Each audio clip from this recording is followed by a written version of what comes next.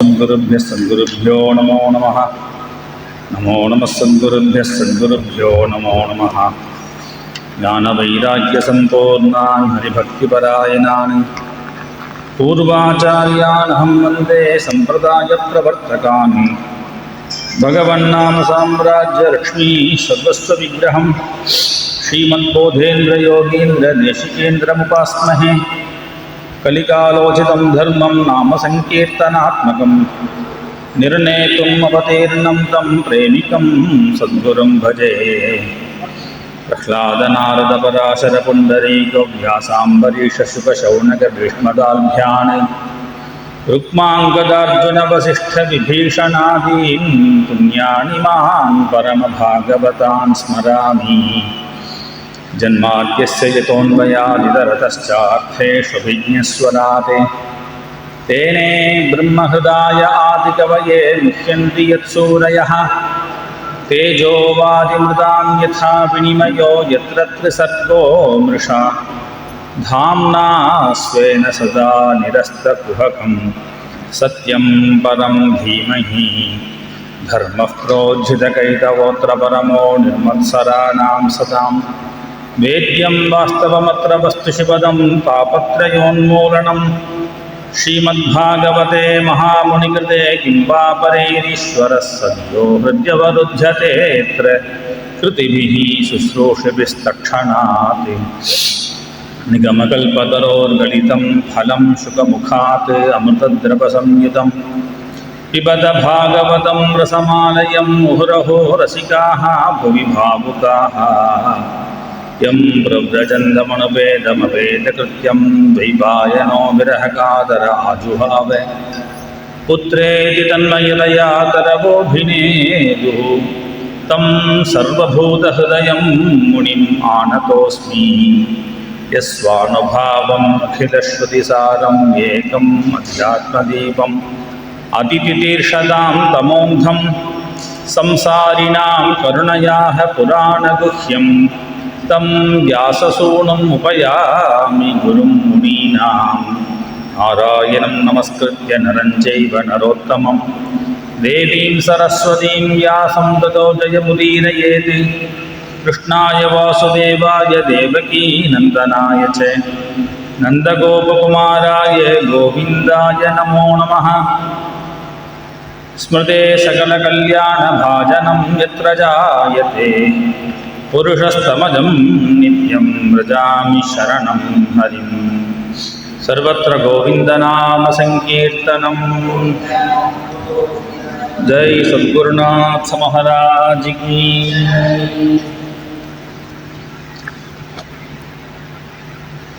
ஸ்ரீமத் பாகவதம் அப்படிங்கிறது பக்தி கிரந்தம்.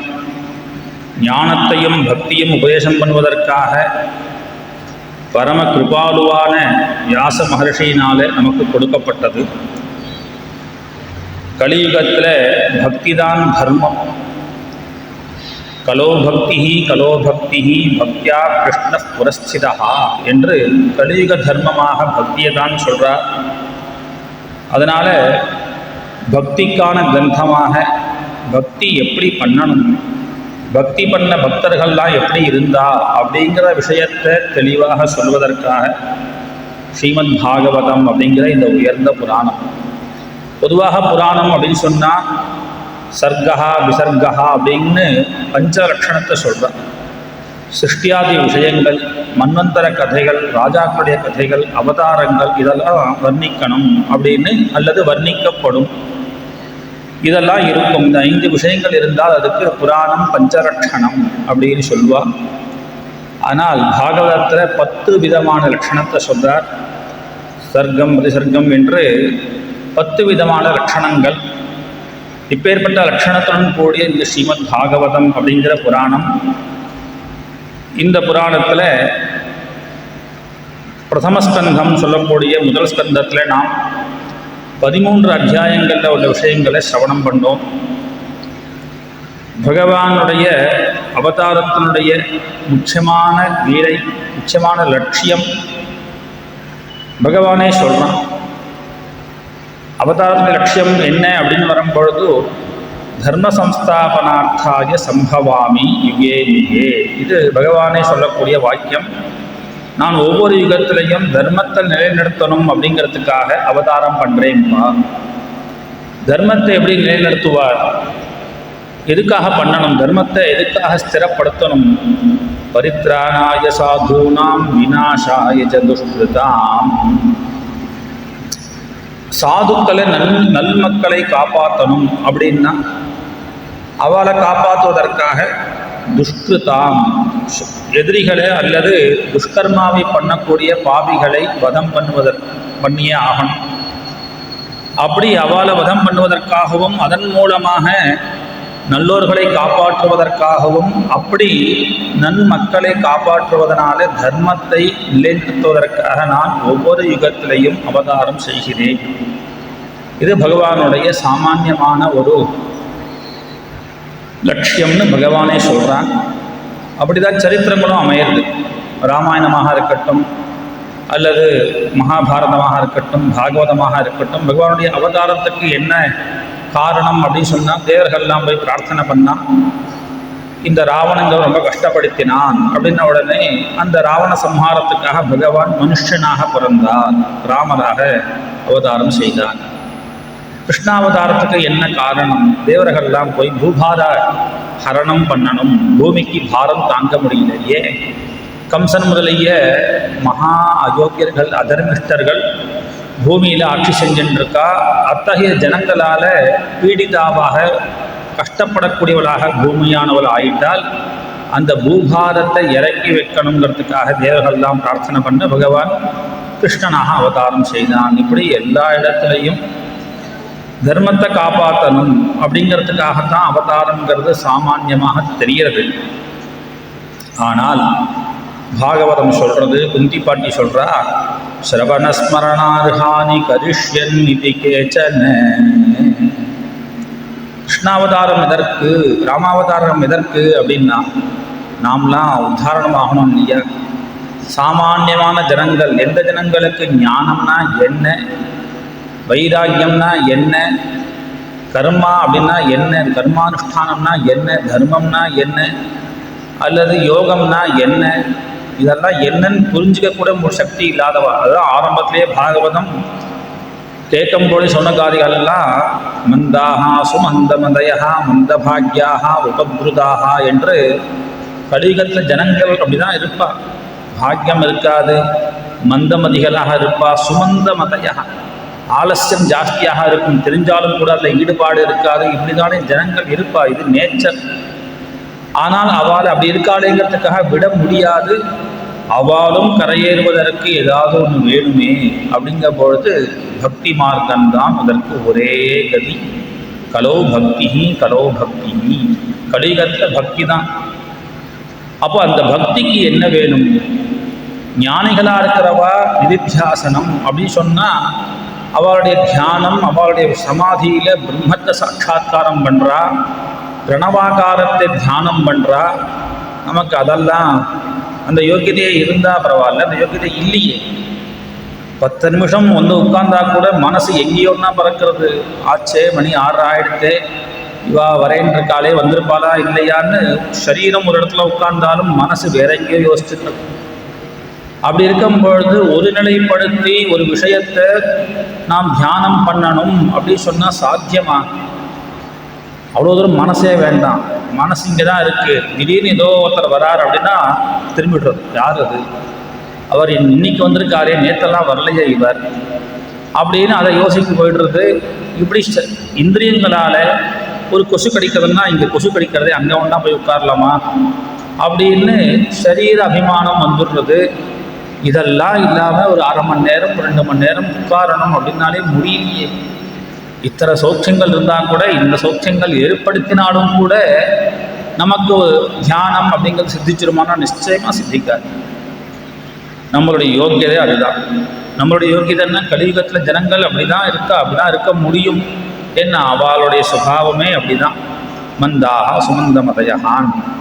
அப்போ அவள் கரையேறணும்னா பக்தி. பக்தினா என்ன? பக்திக்காகத்தான் பகவான் அவதாரம் பண்ணுறான் அப்படின்னா என்ன அர்த்தம்? ஸ்ரவண ஸ்மரணார்ஹானி. கிருஷ்ண கதைகள்லாம் படிக்கிறோம் இல்லையா?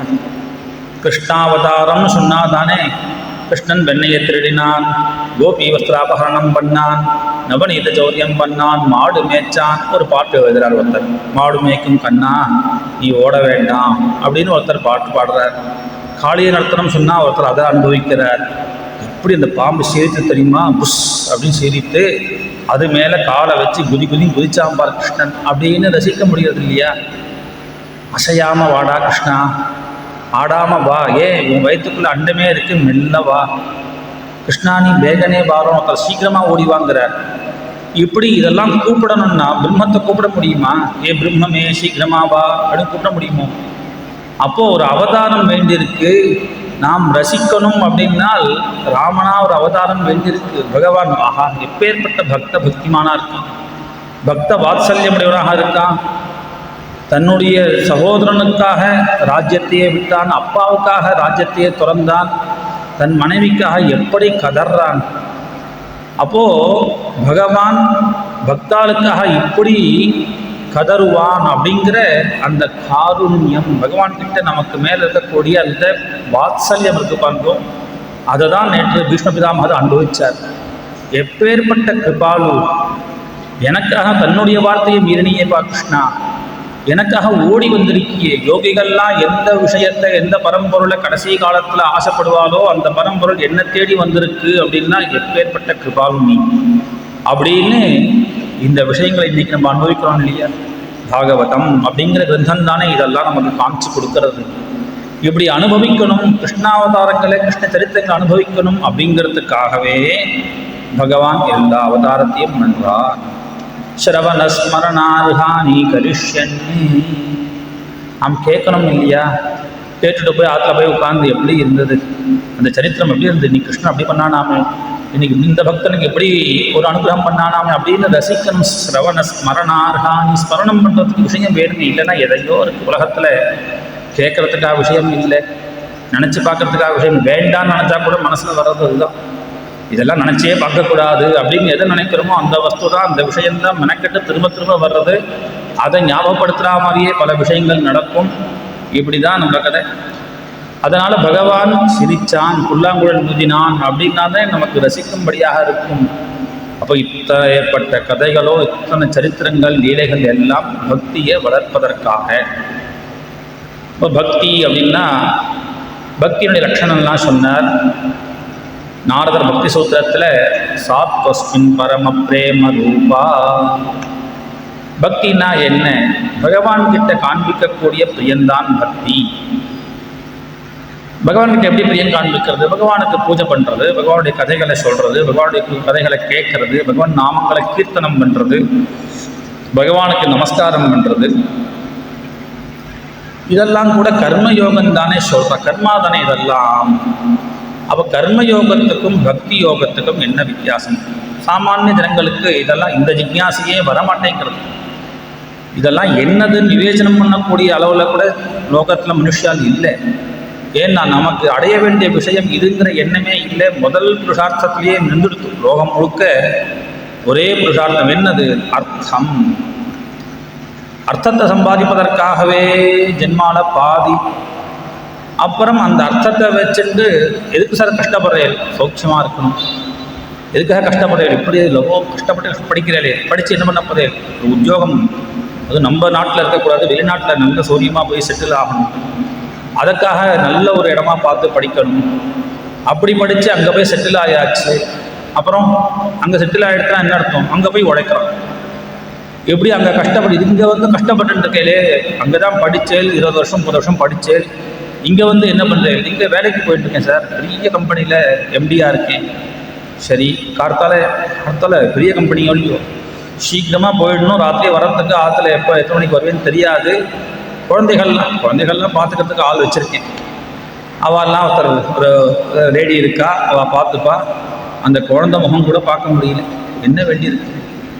கார்த்தால ஓடு, ராத்திரி 10 மணிக்கு வந்து விடு, அதுக்குள்ளே குழந்தை தூங்கிடுறது, கார்த்தால எழுந்து போகும்போது அது தூங்கின்னு இருக்கு.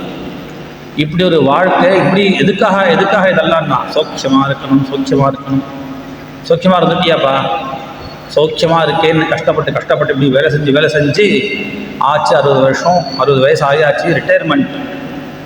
இனிமேல் என்ன, சம்பாதிச்ச பைசாவால் சௌக்கியமாக இருக்கணும் அப்படின்னு நினைக்கும் போது கண்ணு தெரிய மாட்டேங்கிறது, காது கேட்க மாட்டேங்கிறது. எங்கேயா போகலாம் அப்படின்னா அங்கெல்லாம் பனியாமை. இப்போ நவம்பர் மாதம் அந்த பக்கம் ஹரித்வார்லாம் ரொம்ப பனி ஜாஸ்தியாக இருக்கும், உடம்புக்கு தாங்காது சுவாமி நம்ம ஊர்லேயே. அப்புறம் ஏப்ரல் மேல பார்த்துக்கலாம், அப்போ வெயில் பயங்கரமாக இருக்குமாமே நார்த் இந்தியாவில். இப்படி ஏதோ ஒரு காரணம் சொல்லி உடம்பு முடியல, சௌகரியமாக இல்லை, ஃப்ளைட்டு கிடைக்கல அப்படின்னு கடைசியில் ஒன்றும் பண்ண முடியும். அப்போது கடைசி வரைக்கும் இவன் காமத்தையும் அனுபவிக்கலை, ஒரே லட்சியம் அர்த்தம் அர்த்தம் அர்த்தம். இதுவே புருஷார்த்தம் முடிஞ்சுபடுத்து பாதி பேருக்கு வாழ்க்கை. சில பேருக்கு அர்த்தம் காமம், அதுலேயும் ரொம்ப துர்லபமாக சில பேருக்கு தர்ம அர்த்த காமம் அப்படிங்கிற தர்மத்துக்காக சில பேர் வாழ்ந்துருக்கா. அவளையே நாம் இன்றளவும் பெரிய தர்மாத்மான்னு கொண்டாடினோம். நித்திய சந்தியாவந்தம் பண்ணிருக்கார் சார். அவர் நித்திய சந்தியாவந்தம் பண்ணுவார். 3 வேளை பண்ணாதான் தெரியாது, காத்தால பண்ணிட்டு தான் ஆஃபீஸ் போகிறோம். தர்மாத்மா அவர் மாதிரி அனுஷ்டாதா அப்படிங்கிற அளவுக்கு நாமே நம்மளை பெருமையாக பேசிட்டு அவர் தர்மாத்மா. பூஜை பண்ணுறாமல் சாப்பிட்றதே கிடையாது. என்ன பூஜை பண்ணுறார்? நித்தியம் ஒரு புஷ்பத்தை சாப்பிட்டுட்டு அங்கே இருந்துட்டே கிச்சன்லேயே சுவாமிக்காக ஒரு இடம் வச்சுருக்கார். அவர் படத்துக்கு தனியாக ரூம் உண்டு, ஆனால் சுவாமிக்கு அங்கே கிச்சன்லேயே ஏன்னா சௌரியமாக இருக்குது. அங்கேயே ஒரு பெறையில், ஆனால் பகவான் எவ்வளோ வாத்சல்யம் பாருங்க. நீ பெறையில் உட்கார வச்சாலும் உட்காந்துப்பேன், தனியாக எனக்குன்னு ஒரு இடம் கொடுத்தாலும் உட்காந்துப்பேன், இல்லை கோவிலே கட்டுறியா வந்து உட்காந்துக்கிறேன், நீ எப்படி கொண்டாடினாலும் நான் வருவேன்ப்பா அப்படின்னு அவர். நீ வீடு கட்டும்போது எனக்கு ஒரு இடம் கொடு, கிச்சன், அப்புறம் பெட்ரூம், அப்புறம் ஹால், அப்புறம் டைனிங், எத்தனையோ ரூம் இருக்குது. இதில் சுவாமி ரூம் அப்படின்னு ஒன்று இருக்கான்னு அவர் அப்படி கேட்கவே இல்லை.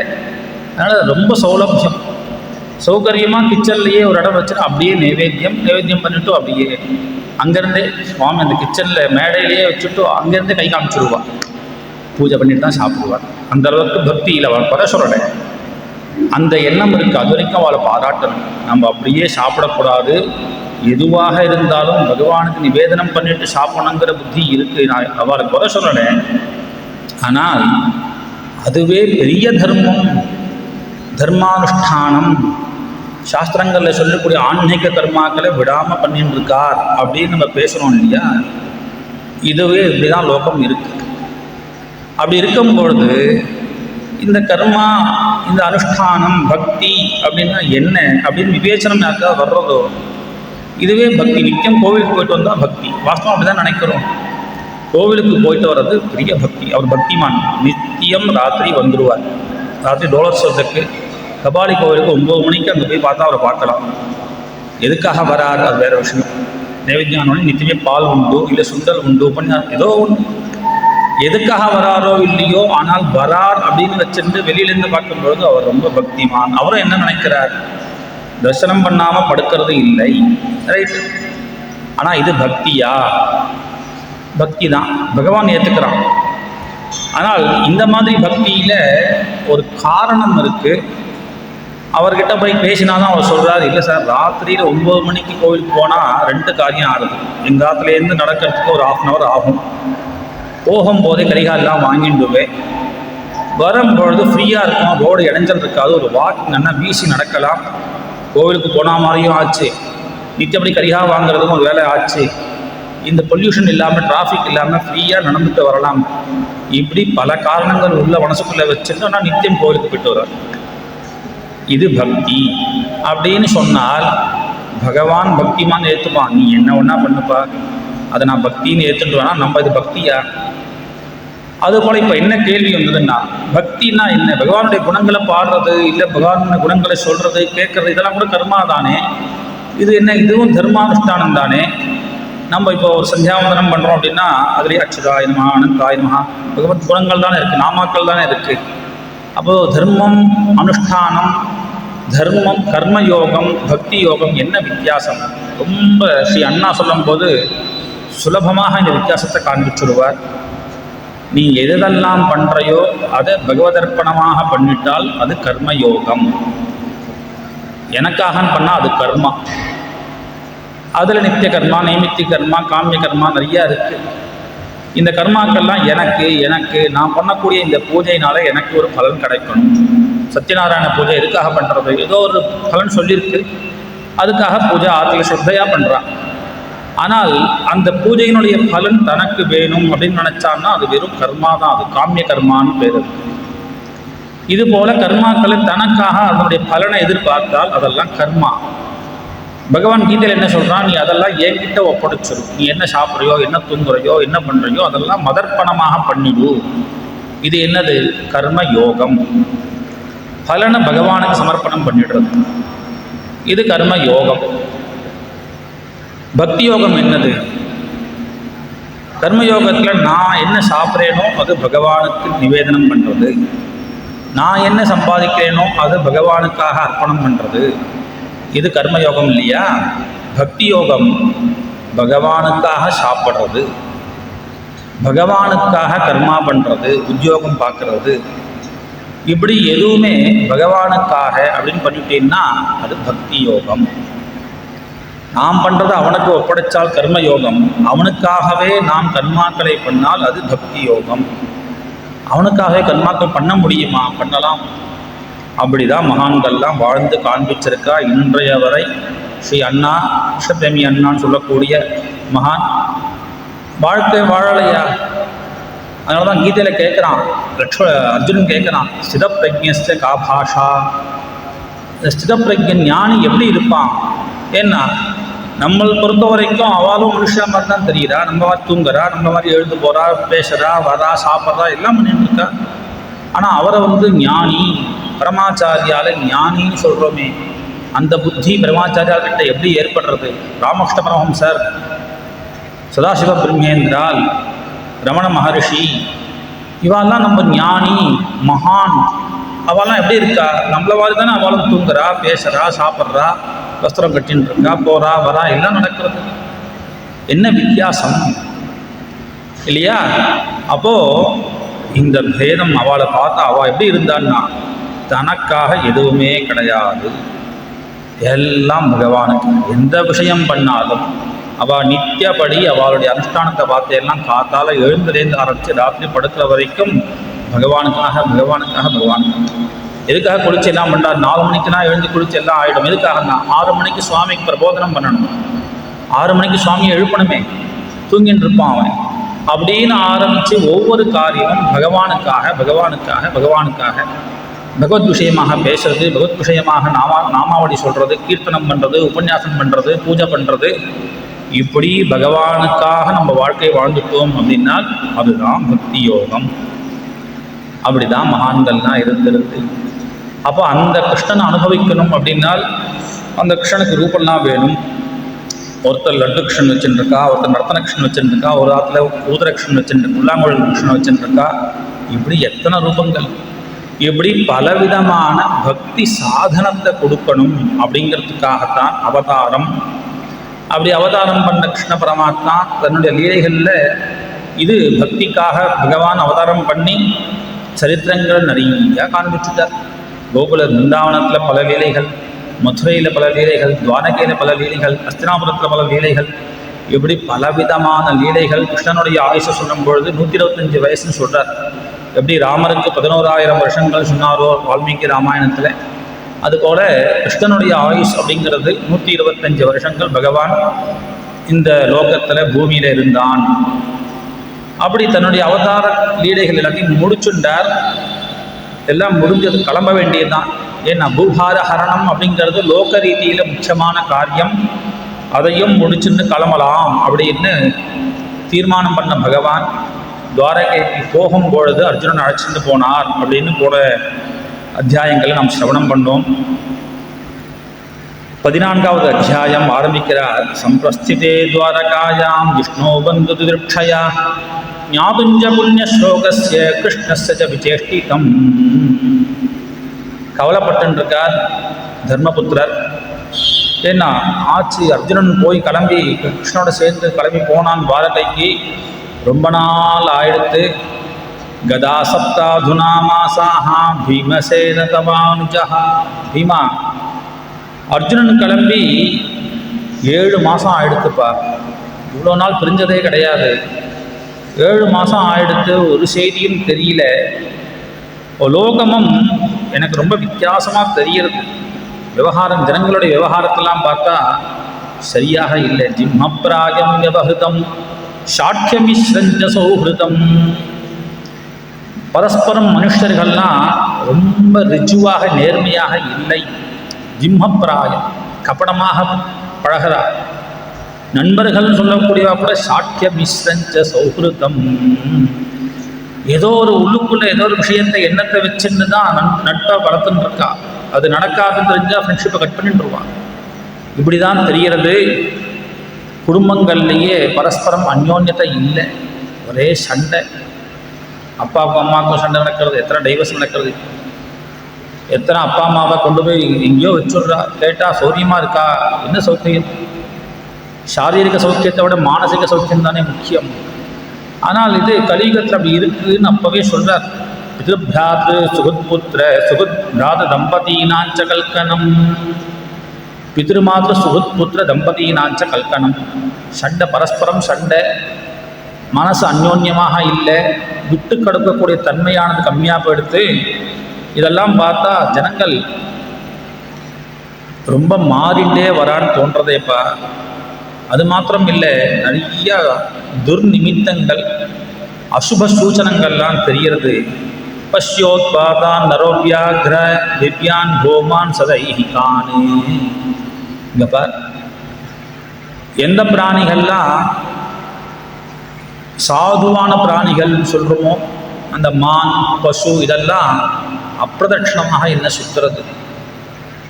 கழுதை முதலிய பிராணிகள்லாம் பிரதட்சிணமாக சுற்றுறது. சிவைஷோத்யந்தமாதித்யம். விடிய கார்த்தால சூரியனை பார்த்துட்டு இந்த நரி ஊழ விடுறது.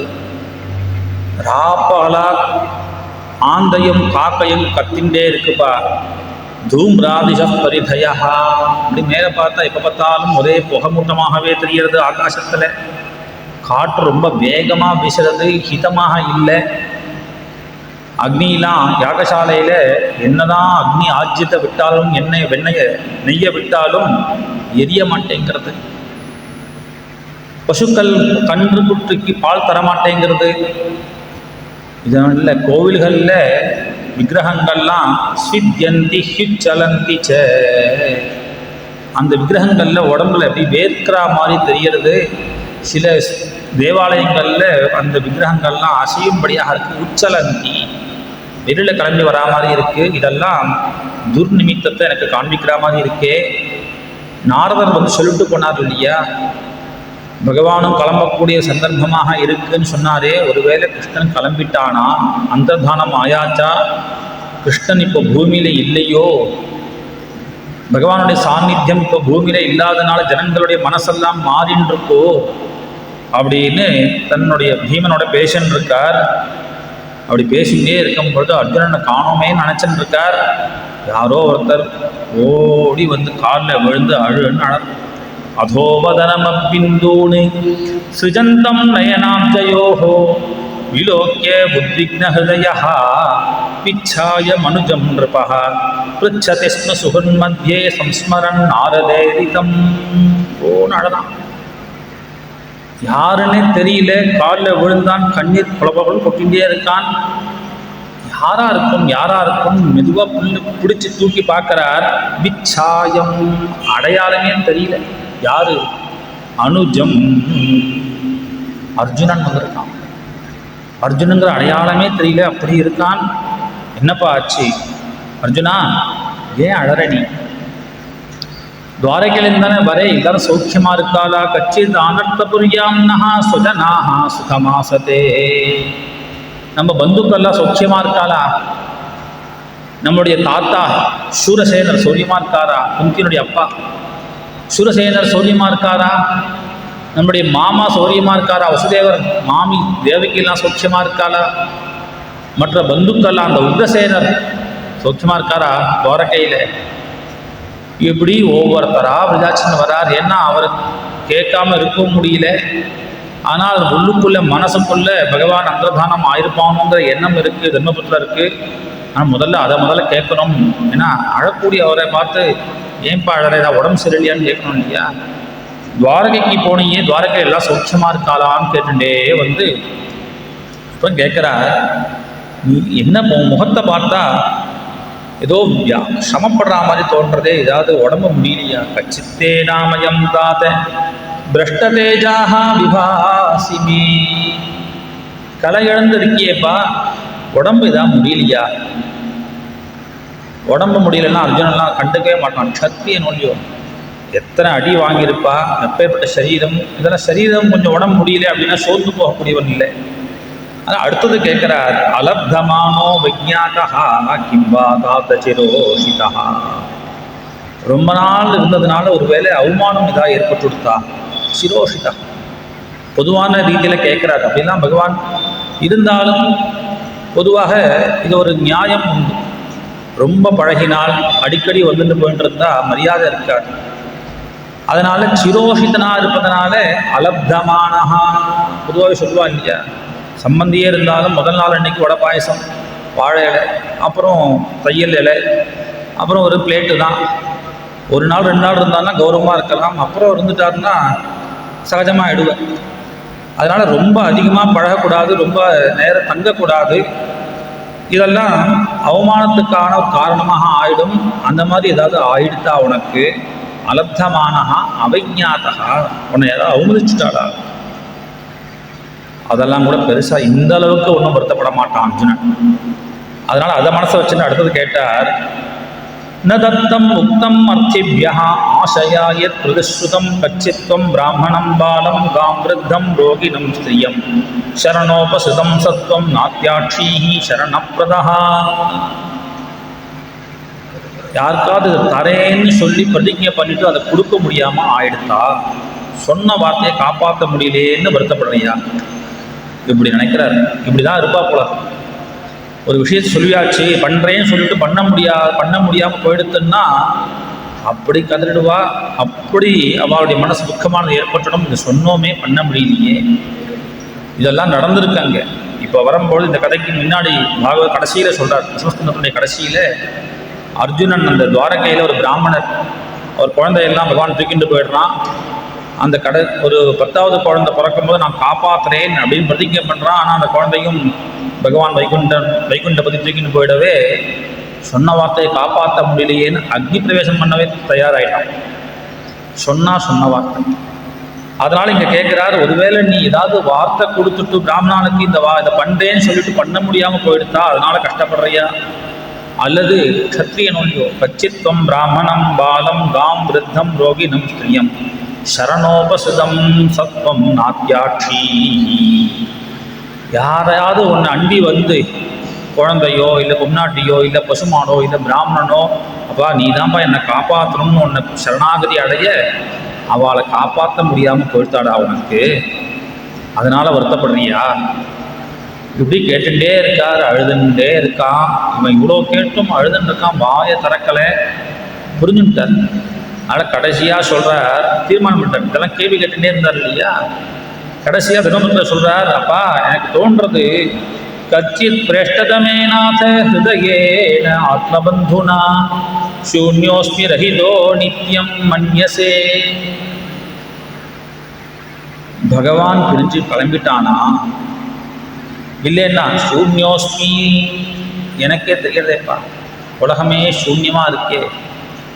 அதனால் பிரேஷ்டதமே நாத ஹிருதயேன ஆத்மபந்துனா சூன்யா, கிருஷ்ணன் இல்லாமல் இருக்கேன்னு தோன்றது.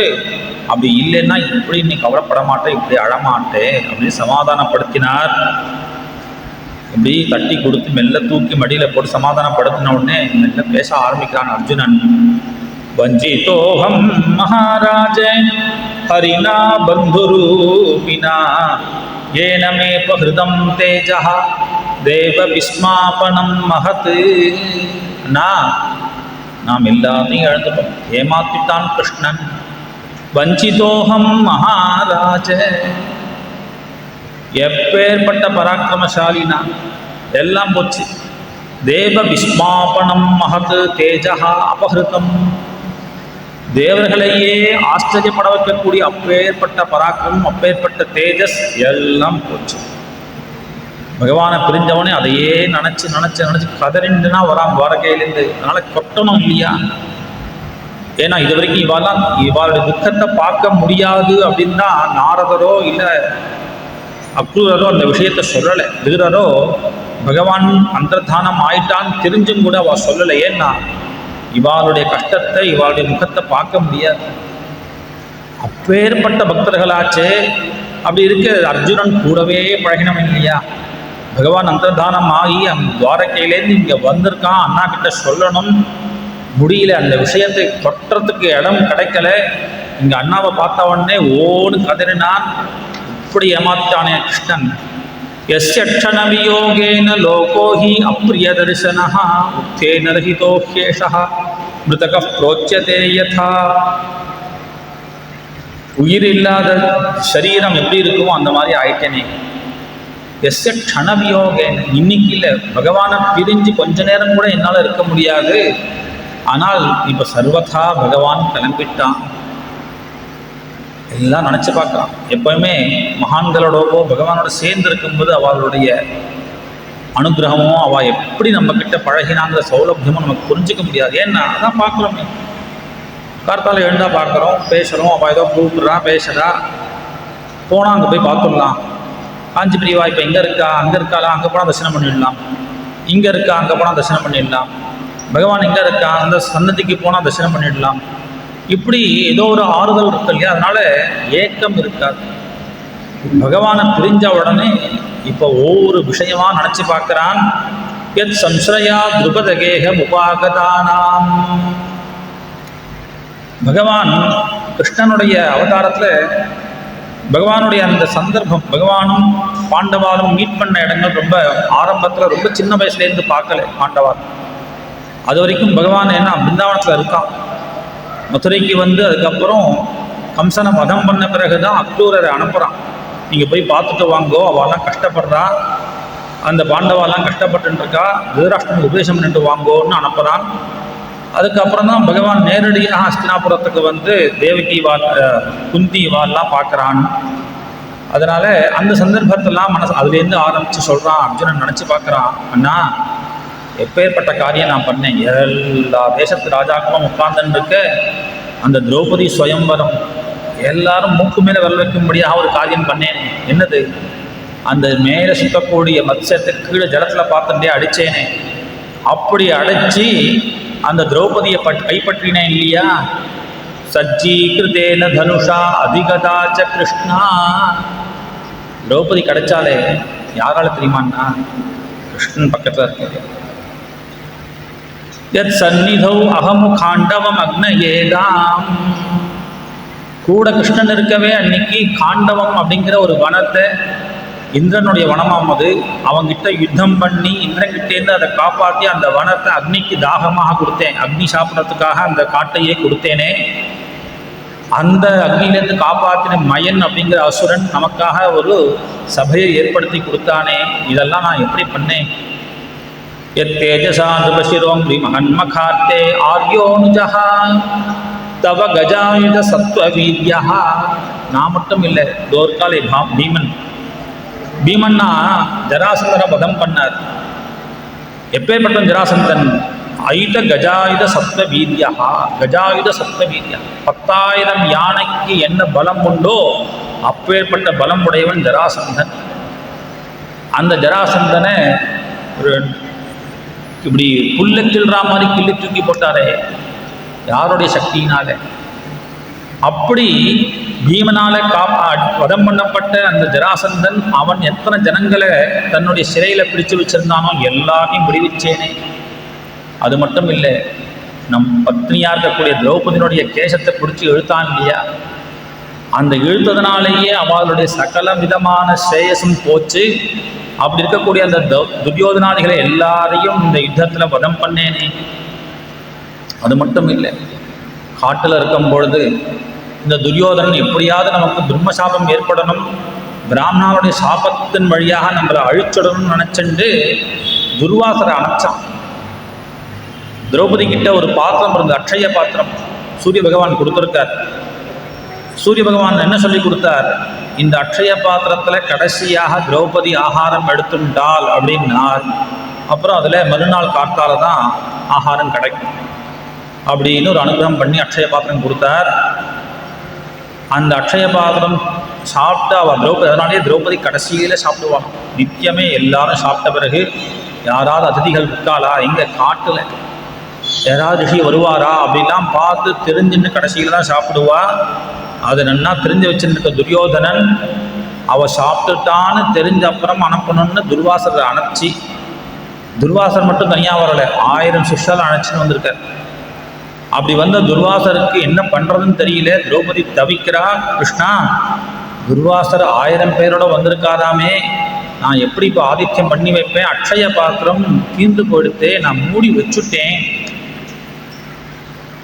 உடனே கிருஷ்ணன் சொன்னானா, அம்மா எடுத்துட்டு வா அந்த பாத்திரத்தை, நீ எப்பயுமே ஒழுங்காக பாத்திரம் தேய்க்கிறவளே கிடையாது, ஏதாவது ஒட்டின்னு இருக்கும், கொண்டு வா. நீ இல்லை கிருஷ்ணா, நன்னா கொண்டு வாயேன். பாத்திரத்தில் ஓரமாக ஒரே கீரை ஒட்டின்னு இருந்துதான், இதோ இருக்கே அப்படின்னு எடுத்து வாயில் போட்டுண்டு திருப்தா மமம்ஸ்த சலிலே வினிமக்ன சங்கா சாக்கான்ன சிஷ்டம் உபயுஜ்ய, அந்த சாக்க அன்ன சிஷ்டம் கொஞ்சோன்னு ஓரத்தில் இருந்த அந்த கீரையை சாப்பிட்டுட்டு இங்கே பகவான் வாயில் போட்டுண்டான். அங்கே ஸ்நானம் பண்ணிட்டு இருக்கார் துர்வாசர். எல்லாரையும் அழைச்சிட்டு போய் திரௌபதி கிட்ட பஞ்சபாண்டவாள் சொல்லிட்டு போயிருக்கார், மாத்தியானிக ஸ்நானம் பண்ணிட்டு நாங்கள் எல்லாம் வரோம் மத்தியானம் ஆகாரத்துக்குன்ட்டு. அங்கே ஸ்நானம் பண்ணுறவா எல்லாருக்கும் ஏப்பம் வரான்னு வயர் ஃபுல்லாக ரொம்ப எடுத்து திருப்தாம் அமம்ஸ்த.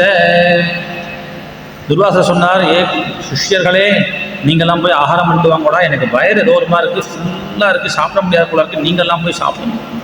அவெல்லாம் சொன்னால், நீங்கள் 1000 பேருக்கு சமானமானவர், நாங்கள் எல்லாருமே இப்படி தான் இருக்கோம், அதனால் நீங்கள் போய் ஆகாரம் பண்ணுங்கன்னு இப்படி அவர்கிட்டேருந்தெல்லாம் எங்களை காப்பாற்றினாரே.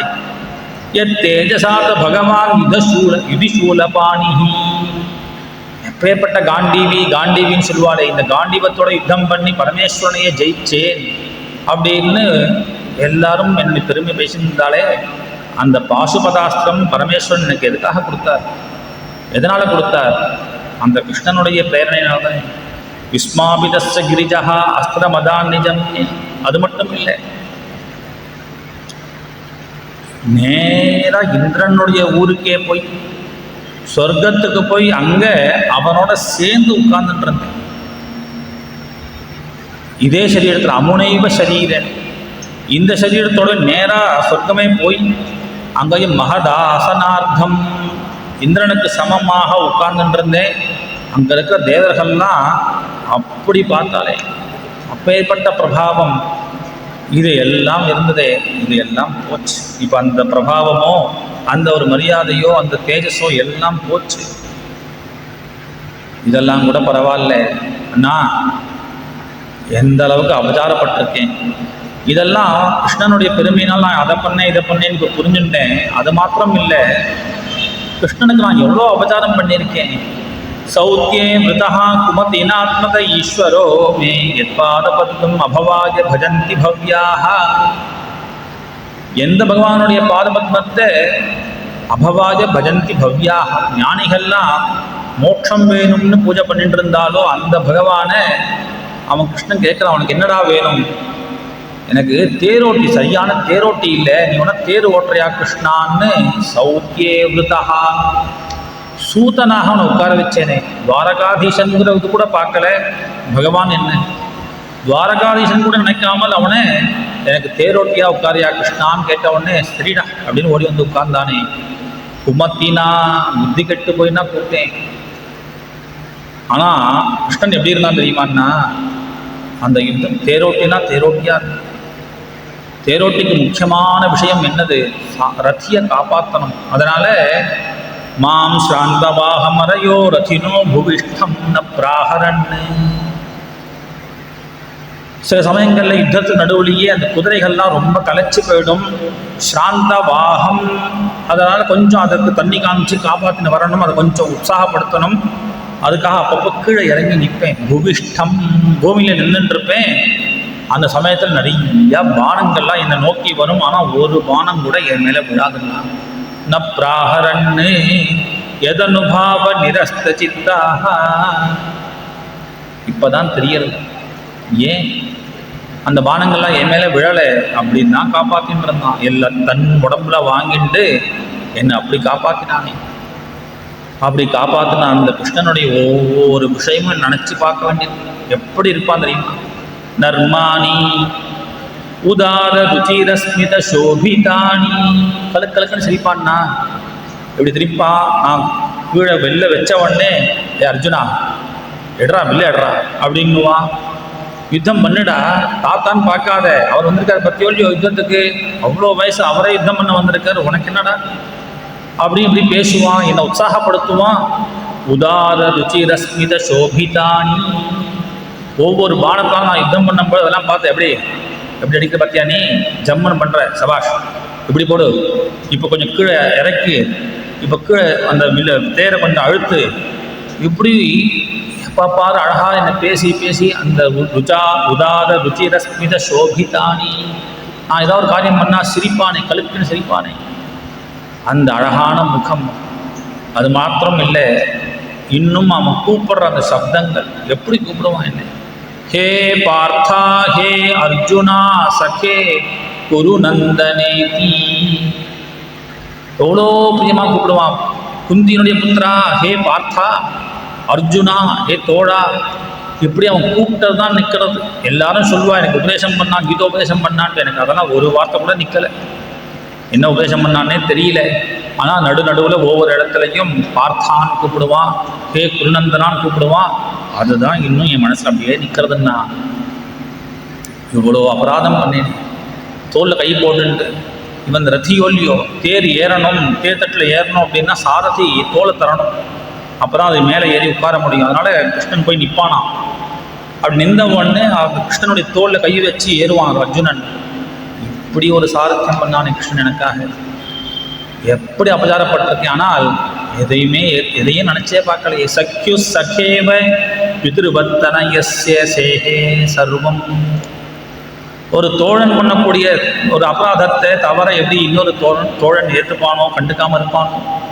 குழந்தை பண்ணக்கூடிய தப்புகள்லாம் எப்படி அப்பா மன்னிச்சு விட்டுடுவாரோ, இப்படி நான் பண்ணின எல்லாத்தையும் மன்னிச்சுட்டு இருந்தானே. நான் பண்ண எந்த ஒரு விஷயத்தையும் மனசில் வச்சுக்காம. அண்ணா அதே வில் தத்வை தனு தைஷவா. இவருங்கோ காண்டிவம். எந்த காண்டிவத்தினால என்னெல்லாம் பண்ணேனோ, எப்பேற்பட்ட காரியங்கள் நீங்கள் அஸ்வமேதயாகம் பண்ணுறதுக்காக எல்லாரையும் ஜெயிச்சு கொண்டு வந்தேனே பைசாலாம், அதே வில், அதே அம்பு, அதே ரத்தம், அதே குதிரைகள் எல்லாம் இருக்கு. ஆனால் ஒரே ஒரு வஸ்து இல்லை, என் கூட கிருஷ்ணன் இல்லை. எல்லாம் போச்சுன்னா கடைசியாக கிருஷ்ணன் கிளம்பும்போது பிரபாச க்ஷேத்திரத்தை சொன்னான், துவாரகைக்கு போடா அர்ஜுனா, அங்கே என் மனைவிகள்லாம் இருக்கா, அவெல்லாம் காப்பாற்றி கூண்போயிடு. நான் கிளம்பின உடனே 7வது நாள் துவாரகை ஜலத்தில் மூழ்கிடும், அவளை கூடும்போன்னு சொன்னான். அந்த ஸ்திரீகளை கூட, துவாரகாவாசிகளை கூட காப்பாற்ற முடியாத ஒரு பேடியாக ஆயிட்டேனே. சோகம் நிருபேந்திரரஹிதா புருஷோத்தமேன சக்ஷா பிரியேன சுஹுதா ஹிருதயேன சூன்யா அத்வனி உருக்ரம பரிகிரகம் அங்கரக்ஷன் கோபைஹி அசத்பிஹி அபலேவ விநிர்ஜிதோஸ்மி. ஒரு பொம்நாட்டி மாதிரி சில கோபர்கள் அவெல்லாம் பகவானுடைய தாரமாக்கக்கூடிய சில ஸ்திரீகளை என்கிட்டேருந்து பறித்து தூக்கின்னு போயிட்டா, அவளை கூட காப்பாற்ற முடியாத ஒரு சாமானிய ஒரு பராக்கிரமம் கூட இல்லாதவனாக ஆயிட்டேனே. இப்போதான் தெரிகிறது. இத்தனை நாள் எனக்கு பிரபாவம், என்னுடைய மகத்துவம் என்னெல்லாம் இருந்ததோ எல்லாம் கிருஷ்ணன் அப்படிங்கிற அந்த கிருஷ்ணனால தான் இது எல்லாம் இருந்ததுன்னா, நீங்கள் யாரெல்லாம் கேட்டேலோ, அவா சோதிமா இருக்காளா, இவா சோதிமா இருக்காளான்னு கேட்டால் எல்லாரும் போயாச்சுன்னா, ராஜன்வயா விபிருஷ்டானாம் சுகதாம்ன சுகுத்புரே விப்ரசாப விமூடானாம் நிக்னதாம் முக்திபிர்முதா. பரஸ்பரம் அடிச்சுட்டு போயிட்டான்னா, ஏன் விப்ரசாப விமூடானாம், ஒரு பிராமணனுடைய சாபம். அதனால அந்த சாபத்தினால எல்லாம் பரஸ்பரம் அடிச்சுட்டு மொத்த யாதவ குலமும் அழிஞ்சது. எங்க பிரபாச க்ஷேத்திரத்தில் வாருணி மதினாம் பீத்வா. மகாபாரதத்தில் சூதாடக்கூடாது, அப்படிங்கிறத பிரதானமாக காண்பித்தார். ராமாயணத்தில் பிறர் மனைவியை ஆசைப்படக்கூடாது அப்படிங்கிறத காண்பித்தார். அதுபோல பாகவதம் பகவான் இந்த யாதவால வச்சுண்டு குடிக்கக்கூடாது. மதுபானம் அப்படிங்கிறது குலநாசம். அப்பேற்பட்ட ஒரு யாதவ வம்சம் கடைசியில் அழிஞ்சது. எப்படி அழிஞ்சது? வாருணி மதிராம் பீத்வா மதோன்மதித சேதசாம் அஜானதாம் இவ அந்யோன்யம் சதுப்பஞ்சாவசேஷிதாக. இது தவிர யார் நிற்கிறான்னே தெரியல. இப்படி பரஸ்பரம் அடிச்சுன்னு எல்லாம் முடிஞ்சார்கள். ஆனால் ஒன்று தோன்றது, இது எல்லாமே பகவானுடைய சங்கல்பம். பிராயேன ஏதத் பகவதா. இப்படி ஒரு லீலையை லோகத்துக்கு காண்பிக்கணும் அப்படிங்கிறதுக்காக பகவான் ஏற்படுத்தினானோன்னு தோன்றது. அதனால் இது இயற்கை தான். அப்பேற்பட்ட மகாபராக்கிரமசாலிகள் யாதவர்கள், அவர்களையும் அழைச்சிட்டு போயிட்டான் பகவான். அதனால் லோகத்தில் எப்படி தான் ஜலோகசாம் ஜலே எத்வத்து, மீன்கள்லாம் ஜலத்தை தானே சாகும். ஜலத்திலேயே இருக்கேங்கிறதுக்காக எப்பொழுதும் சௌக்கியமாக இருக்குமா? எப்படி ஜலத்திலேயே பிறக்கக்கூடிய மீன் ஜலத்திலேயே உயிரை விடுமோ அதுபோல, அல்லது ஜலத்தில் உள்ள மீன்களை மற்ற மீன்கள் ஆகாரமாக எடுத்துக்கிறதோ அது போலையும் இந்த யாதவால்லாம் பரஸ்பரம் அடிச்சென்று செத்தார்கள் அப்படின்னு சொல்லி ஹரந்தி ஸ்மர தஸ்சித்தம் கோவிந்தா விகிதானிமே. அதனால் இப்போ துவாரகையே இல்லை, எல்லாரும் அந்தர்தானம் ஆயிட்டா அப்படின்னு சொல்லி சமாதானப்படுத்த முடியல. எல்லாரும் இந்த விஷயத்தை கேட்டவுடனே அதிர்ச்சியாக இருக்கா. கேட்ட மாத்திரத்தில் உயிரை தியாகம் பண்ணால் குந்தி பாட்டி. கிருஷ்ணன் கிளம்பிட்டான் அப்படின்னு கேட்ட உடனே கிளம்பிட்டால் குந்தி. பஞ்சபாண்டவாலாம் கொஞ்ச நாள் இருக்கா. ஏன் அப்படின்னா ராஜ்ய நிர்வாகம் அப்படிங்கிறது முக்கியமான காரியம். அதனால் என்ன பண்ணுறது அப்படி பார்த்துட்டு இருக்கார் தர்மபுத்திரர். ஆட்சி இந்த பரீட்சித் கொஞ்சம் பெரியவனாக வளர்ந்துட்டான், இனிமேல் ராஜ்யபாரத்தை ஒப்படைக்கலாம் அப்படிங்கிற எண்ணம் வந்தவுடனே அந்த ராஜ்யத்தை தன்னுடைய பேர குழந்தை ஸ்வராட்டோத்னம் வினயினம் ஆத்மனஹா சுசமம் குணைஹி தோயனீவியாஸ்பதிம் பூமேஹே அப்யசிஞ்சதே கஜாத்வயே. அஸ்தினாபுரத்தில் அடுத்து இந்த குருவம்சத்துக்கும் பாண்டவம்சத்துக்கும் ஒரே வித்தாக இருக்கக்கூடிய பரீட்சித்தை தன்னுடைய பேர குழந்தையை ராஜாவாக பட்டம் சூட்டிட்டு அங்கே இருக்கக்கூடிய மந்திரிமார்கள் ராமநாளை பார்த்து இந்த குழந்தைக்கு வேண்டியதெல்லாம் பண்ணுங்கோ, உனக்கு வேண்டிய மார்க்கத்தை உபதேசங்களை பண்ணி அந்த குழந்தைக்கு நீங்கள் ஹிதத்தை சொல்லுங்கள் அப்படின்னு சொல்லிட்டு பஞ்சபாண்டவால் கிளம்பினா. அங்கேருந்து அஸ்தினாபுரத்துலேருந்து நேராக பத்ரிகாசிரமத்துக்கு கிளம்பி அங்கே அந்த ஹிமாலயங்களுடைய பிரதேசங்களில் ஒவ்வொருத்தரும் ஒவ்வொரு இடத்துல அந்தர்தானம் ஆறா அப்படின்னு சொல்கிறார். இப்படி பஞ்சபாண்டவர்கள் சொர்க்காரோகணம் பண்ணார். அவரோட சேர்ந்தே திரௌபதி முதலியவர்களும் சொர்க்காரோகணம் பண்ணுறார். விதுரர் அந்த பிரபாச கஷேத்திரத்திலேயே தன் உயிரை தியாகம் பண்ணுறார். இப்படியாக பஞ்சபாண்டவர்கள் சொர்க்காரோகணம் செய்தார்கள். தான் எங்கெங்கே வந்தாலோ அங்கேயே சென்றடைந்தார்கள்னு சொல்லி சூத பௌராணிகர் இந்த கதைக்கு ஒரு பலஸ்ருதி சொல்றார். எஸ் சத்யைததே பகவத் பிரியானாம் பாண்டோ சுதானாம் இதி சம்பிரயாணம் ஸ்ருணோத்யலம் ஸ்வஸ்தியனம் பவித்ரம் லப்த்வாஹரோ பக்தி முபைதி சித்திம். பாண்டவர்களுடைய இந்த சம்பிரயாணம், அவளுடைய புறப்பாடு, சொர்க்கத்துக்கு அவள் கிளம்பின இந்த விஷயத்தை மங்களமான விஷயம்.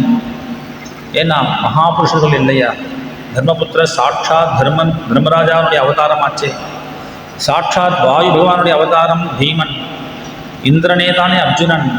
ஆனால் இவ எல்லாருமே தெய்வாம்சம் உடையவர்கள், தெய்வீக புருஷர்கள், மகாபுருஷர்கள். அதனால் அவளுடைய இந்த அந்தர்தானத்தை யாரெல்லாம் கேட்குறாளோ அவளுக்கு என்ன கிடைக்கும்? சௌக்கியம் கிடைக்கும், லோக சுகம் கிடைக்கும் சொல்லலை. லப்த்வா ஹரோ பக்தி முபைதி சித்திம், பகவத் பக்தியானது ஏற்படும் அப்படிங்கிற ஒரு பலஸ்ருதியை சொன்னார். மேலே பரீட்சித்துடைய கதையை ஆரம்பிக்கிறார். ததः பரீட்சித் விஜவத்ய சிக்ஷயா மஹீம் மகாபாகவத சசாசக யதா ஹி சூத்யாம் அபிஜாத கோவிதாக சமாதிஷன் விப்ரமஹத் குணஸ்ததா. பரீட்சித் மகாராஜா இப்போ ராஜ்யத்துக்கு வந்துட்டார். பரீட்சித்துக்கு ஒரே ஒரு விசேஷனம் சொல்றார், அப்ஜெக்டிவ். மகாபாகவதா, இது ஒன்று போருமே. பாகவதன் அப்படின்னு சொன்னாலே எல்லா குணங்களும் அவங்ககிட்ட இருக்குதுன்னு அர்த்தம். அதனால் அவன் சத்தியசந்தனாக இருந்தான், பொய் பேச மாட்டான், ஹிம்சை பண்ண மாட்டான் அப்படின்லாம் சொல்லலை. மகாபாகவதனாக இருந்த பரீட்சித் மகாராஜா பூமியை ஆட்சி செய்தார். இந்த பரீட்சித் மகாராஜா தன்னுடைய மாமா உத்தரகுமாரன்ட்டு அவருடையவே பெண் மாமா பெண்ணாக்கூடிய இராவதி அப்படிங்கிற பெண்ணை விவாகம் பண்ணிட்டான். அந்த இராவதிக்கும் பரீட்சத்துக்கும் 4 குழந்தைகள், ஜனமேஜய முதலிய 4 குழந்தைகள் உண்டானார்கள். இந்த பரீட்சித் மகாராஜா சாரத்வதம் குரும் கிருத்வா கிருபாச்சாரியரை, ஏன்னா துரோணர் யுத்தத்தில் போயிட்டார், அதனால் கிருபர் அப்படிங்கிற அந்த கிருபாச்சாரியரை தன் குலகுருவாக வச்சுண்டு பலவிதமான யாகங்கள்லாம் பண்ணிண்டு தர்மானுஷ்டானம் பண்ணிண்டு சௌட்சமாக ராஜ்யத்தை பரிபாலனம் பண்ணிட்டு இருந்தான். இந்த பரீட்சித் நிஜகிராஹோ ஜசா வீரஹா கலிம் திக் விஜயே கொச்சித் நிருபலிங்கதரம் சூத்ரம் பிரந்தம் கோ மிதுனம் பதா. ஒரு சந்தர்ப்பம் அரச வேஷத்தில் இருக்கக்கூடிய பசுவை வதம் பண்ணக்கூடியவனாக இருக்கக்கூடிய ஒருத்தனை, யாரு, கலியை திக்விஜயத்தில் அடக்கினான் அப்படின்னு கதையை முடித்தவன் அப்படி சொல்லிட்டு வரார் சூத புராணிகர். சவுனுக்கு நடுவில் கேள்வி கேட்குறார், ஏன் சுவாமி அதர்மம் பண்ணுறான், பசுவை வெட்டுறான், மாறு வேஷத்தில் இருக்கான், அப்படி வஞ்சகனாக இருக்கக்கூடிய கலியை வதம் பண்ணாமல் எதுக்காக அடக்கினார்? கஸ்யஹேதோ நிஜக்ராஹ கலிம் திக்விஜயே நிருபஹா. அடக்க வேண்டாமே, தப்பு பண்ணவனை வதம்னா பண்ணணும். பசுஹத்தி பண்ணக்கூடியவன் வதம் பண்ண வேண்டாமா? அப்போது வதம் பண்ணாமல் அடக்கினான்னு சொல்கிறேலே, அதுக்கு ஏதாவது காரணம் உண்டா? தத் கச்சதாம் மகாபாகே. இது என்னது, ஒரு விஷயம் சொல்லினே வரும்போது இது எதுக்காக பண்ணார், அதுக்கு ஏன் இப்படி பண்ணார் அப்படின்னு கேட்குறேலே, நியாயமா கேட்கணுமா? ஏன் இது யாரோ ஒரு அல்பமான மனுஷனுடைய கதை இல்லையே, மகாபாகவதா பரீட்சித்துடைய கதையாச்சே. அவன் பண்ணக்கூடிய எல்லா விஷயத்துலேயும் கிருஷ்ண சம்பந்தம் இருக்குமே. அதனால கிருஷ்ண கதாஸ்ரயம். அங்கே கேட்குற கேள்வி கிருஷ்ண கதைன்னா மகாபாரதம் முழுக்க கிருஷ்ண கதை தானே. அதனால் அந்த பரீட்சித் என்ன பண்ணான், கிருஷ்ண கதை கூட வேண்டாம், பரீட்சித் கதையாகவே சொல்லுங்கோ. அதபாஸ்ய பதாம்போஜ மகரந்த லிகாம்சதாம். பகவானுடைய கதை தான் கேட்கணும்னு அவசியம் இல்லை, பக்த சரித்திரமே போதும். பிரஹ்லாதன், துருவன், கஜேந்திரன், இப்படி பக்தாவுடைய சரித்திரம் கேட்டால் கூட போதும். அதுதான் நமக்கு தெரிஞ்சிக்க வேண்டிய விஷயம். இந்த மகாராஷ்டிர பிரதேசத்தில் பக்த விஜயம்னே ஒருத்தர் கிரந்தம் எழுதினார். எல்லா சாதுக்களுடைய, மகாராஷ்டிர சாதுக்களுடைய எல்லாருடைய சரித்திரத்தையும் எழுதி ஒரு கிரந்தம் பக்த விஜயம். அதுவே போதுமே. பாண்டுரங்கன் என்ன பண்ணான்னு சொல்ல வேண்டாமே, பாண்டுரங்கன் பக்தாளுக்கு என்ன பண்ணான் அப்படிங்கிறத பக்த விஜயத்தில் முழுக்க காமிச்சிட்டார். அதனால் அதவாசிய பதாம்போஜ மகரந்த லிகாம்சதாம். பரீட்சித்து சாதாரண ஆசாமி இல்லை, பரம பாகவதன். அதனால் அவன் எதனால் எந்த காரியம் பண்ணாலும் அது சரித்திரம், அதை சொல்லும் போது கிமன்யைஹி அசதாலாபைஹி ஆயுஷா யதசத்யயா. அந்த கதையும் இந்த கதையும் கேட்டுட்டு அடுத்தாத் மாமா என்ன பண்ணார், ஏதாத் மாமி எங்கே போயிட்டு வந்தா, எப்படி அசதாலாபை, இது பேச்சு இல்லைன்னா அங்கே தான் போகும். அதனால தான் சொன்னார் பக்தியில் என்னடான்னா, மற்ற இடங்கள் நமக்கு பக்தியில் இதுதான் பெரிய சௌகரியம். மனசை கட்டுப்படுத்த முடியாது, ஒரு இடத்துல நேராக உட்கார்ந்து பண்ணு, தபஸ் பண்ணு, தியானம் பண்ண முடியாது. நீ பேச தான் பேசுவேன், நாக்கை அடக்க முடியாது, காதை கண்ட்ரோல் பண்ண முடியாது, கண் ஏதோ பார்க்க தான் செய்யும், கண்ணை முடின்னு உட்காந்து தூக்கம் தான் வரும். அதனால் கண்ணை மூட வேண்டாம்ப்பா, கண்ணை பாரு. எங்கே போய் பார்க்கணும், நேராக போ, திருவள்ளிக்கு நீ போ, பார்த்தார் தரிசனம் பண்ணேன், எவ்வளோ அழகாக பாட்ட சட்டமாக நிற்கிறார், மீசியை முழிக்கின்னு நிற்கிறார், போய் கண் குளிர போய் பாரு. கபாலீஸ்வரர் எப்படி நிற்கிறார் போய் பாரு, எப்படி உற்சவம் பண்ணிக்கிறார் போய் பாரு, கண் குளிர போய் பாரு. பகவான் நாமத்தை கேளு, காது சும்மா இருக்காது, எதையா போட்டு எதையோ போட்டு கேட்குறத விட எத்தனை பேர் எத்தனை மகான்கள் உபதேசம் பண்ணியிருக்கா அதெல்லாம் கேளு. எத்தனை பிரவச்சனங்கள், எத்தனை கீர்த்தனங்கள், எத்தனை பேர் பாடியிருக்கா அதெல்லாம் கேளு. ஏன் நான் காதை நீ கண்ட்ரோல் பண்ண முடியாது, ஏதோ கேட்கணும்னு ஆசைப்படும். சும்மா நடந்து போனால் கூட, பஸ்ஸில் போனால் கூட எதையோ மாட்டிட்டுன்னா சுற்றுறது, எதையோ கேட்குறதுக்கு. இது கேட்கலே அப்படின்னா அதுதான் போய் விழும். அதனால் அசதாலாபைஹி, அசத்து ஆலாபம், இதை பேசலைன்னா வேறு ஏதோ பேச்சு. ஏன் நான் பேசாமல் இருக்கவே முடியாது. அப்போது எனக்கு சார் உங்களுக்கு தெரியுமோ, அவருக்கு அந்த விஷயமே தெரியாது. மெதுவாக ஆரம்பித்து அவர்கிட்ட என்ன இவரால் பேசாமல் இருக்க முடியாது.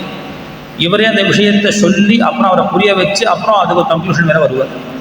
இப்படி தானே உலகம். அதனால் அசத் ஆலாபம் வேண்டாம். அதனால் என்னென்னா ஆயுஷா எது அசத்யா தெரிஞ்சுக்க வேண்டாமா. உலகத்திலே ரொம்ப வேல்யூவான வஸ்து நம்மளுடைய ஆயுஸ். எதா ஒன்றா பைசா கொடுத்து வாங்கிடலாம், எதா ஒன்றா திரும்ப அடைஞ்சிடலாம்.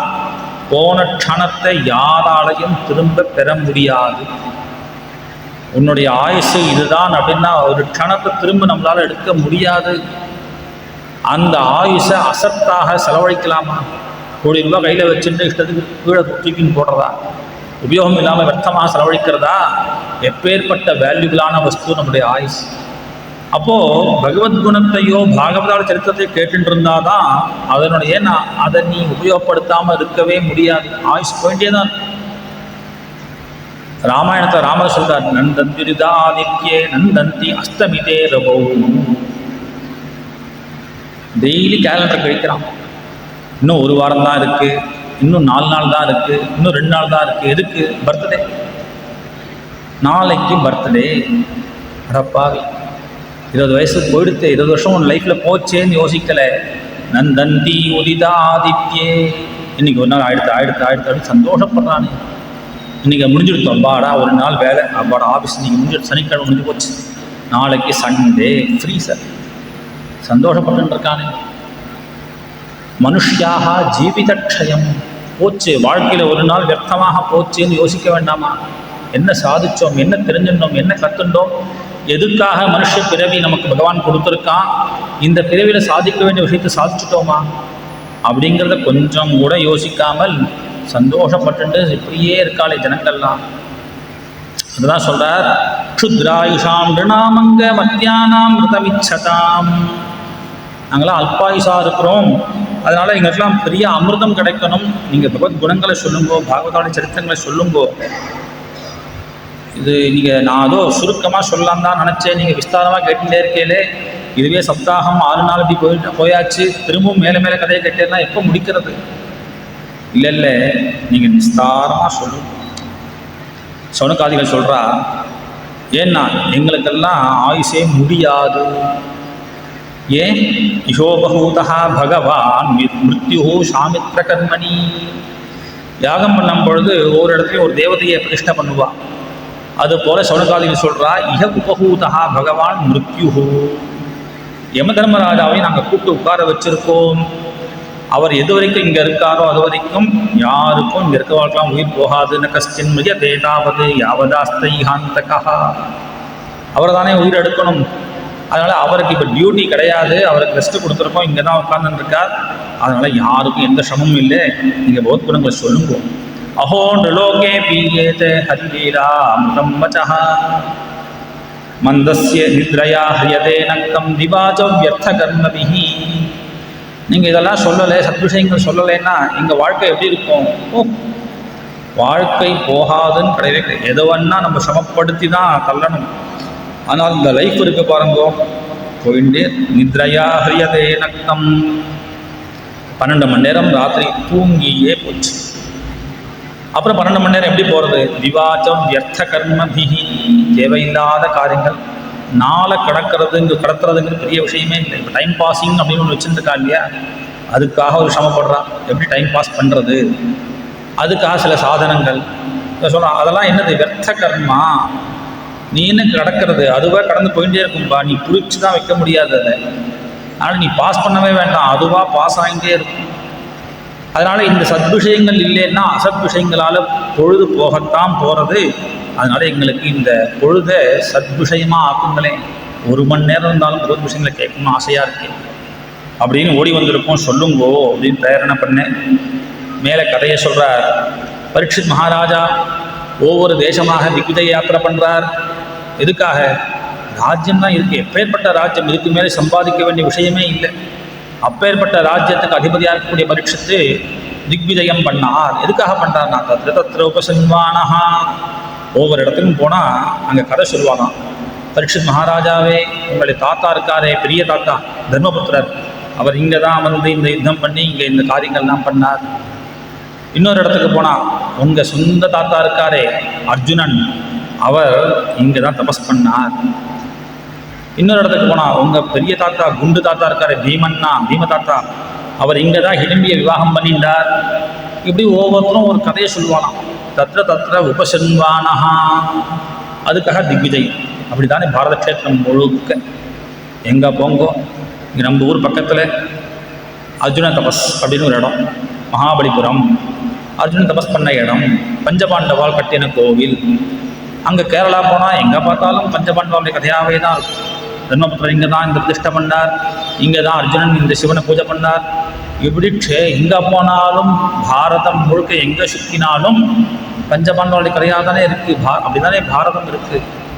அதனால பரீட்சித் மகாராஜா அங்கங்கே போய் கேட்பானாம். எதுக்காக போகிறான்னா ஆத்து கதையை கேட்குறீங்க.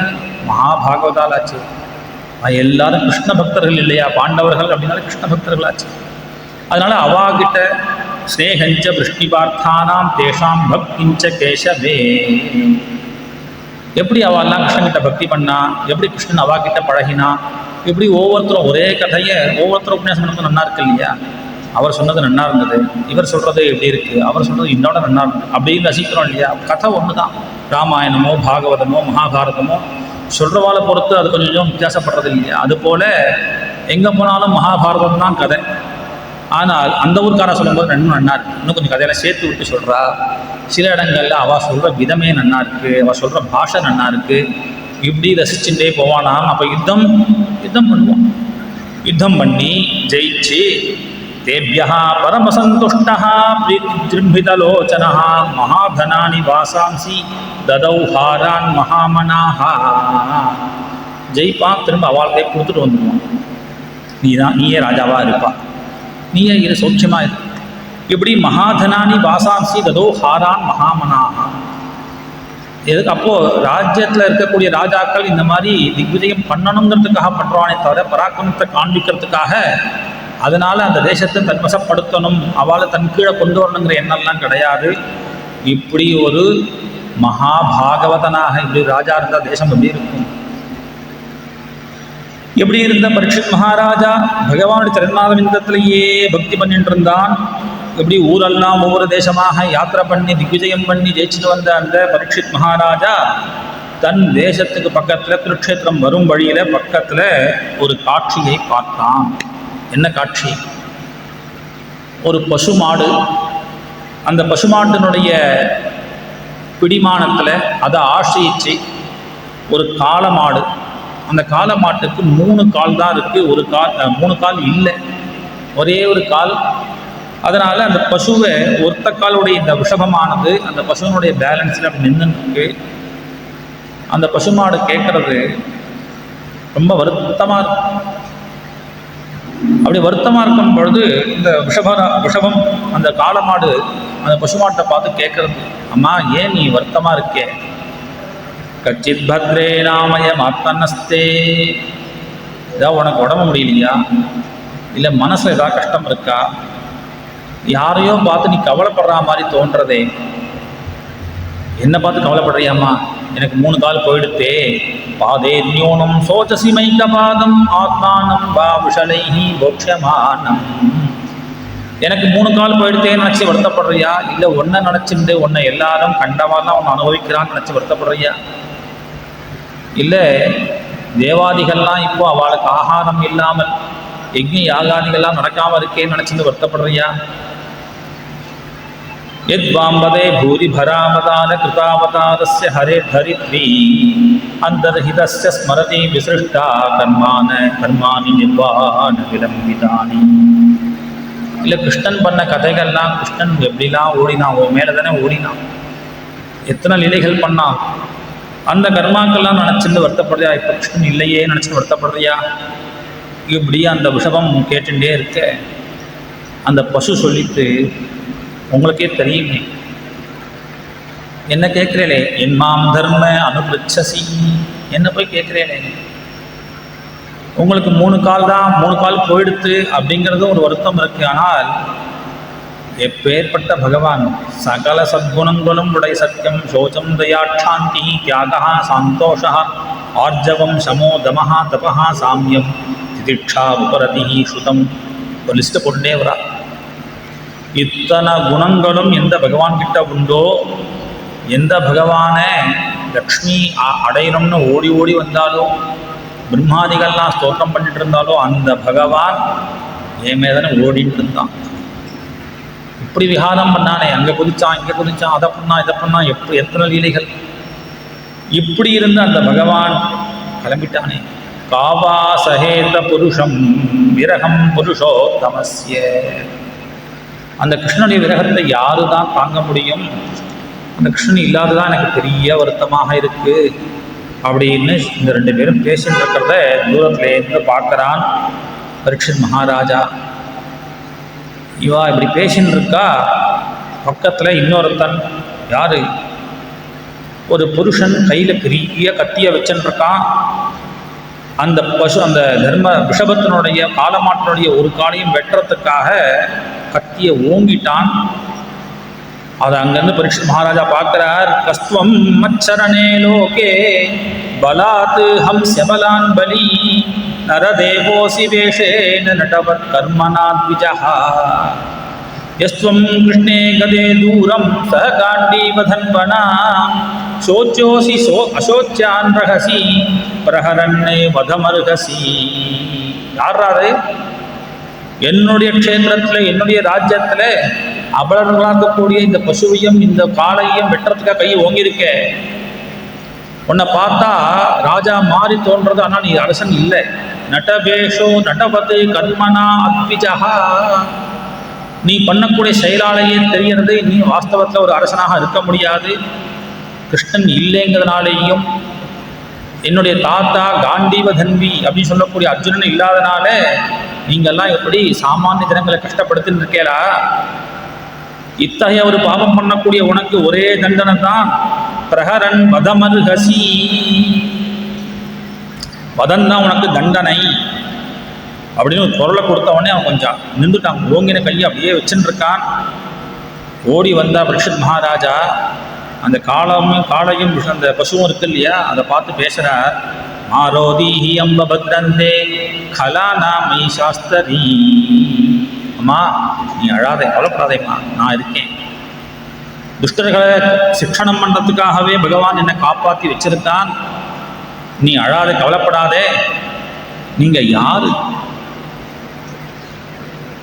ராஜ்ஞோ ஹி பரமோ தர்மஹ சுதர்மஸ்தானுபாலனம் சாஸ்வதஹ அன்யான் யதா சாஸ்திரம் அநாபதி உத்பதானிஹே. அரசர்களுக்கு பிரதான தர்மமே தன்னுடைய தர்மத்தில் இருக்கணும் அப்படிங்கிறதா எங்களுடைய தர்மம். கஷ்டப்படக்கூடியவாளை காப்பாற்றணும், அதர்மம் பண்ணக்கூடியவாளையும் அழிக்கணும். நீ சொல்லுங்கோ, உங்கள் காலை யார் வெட்டினா?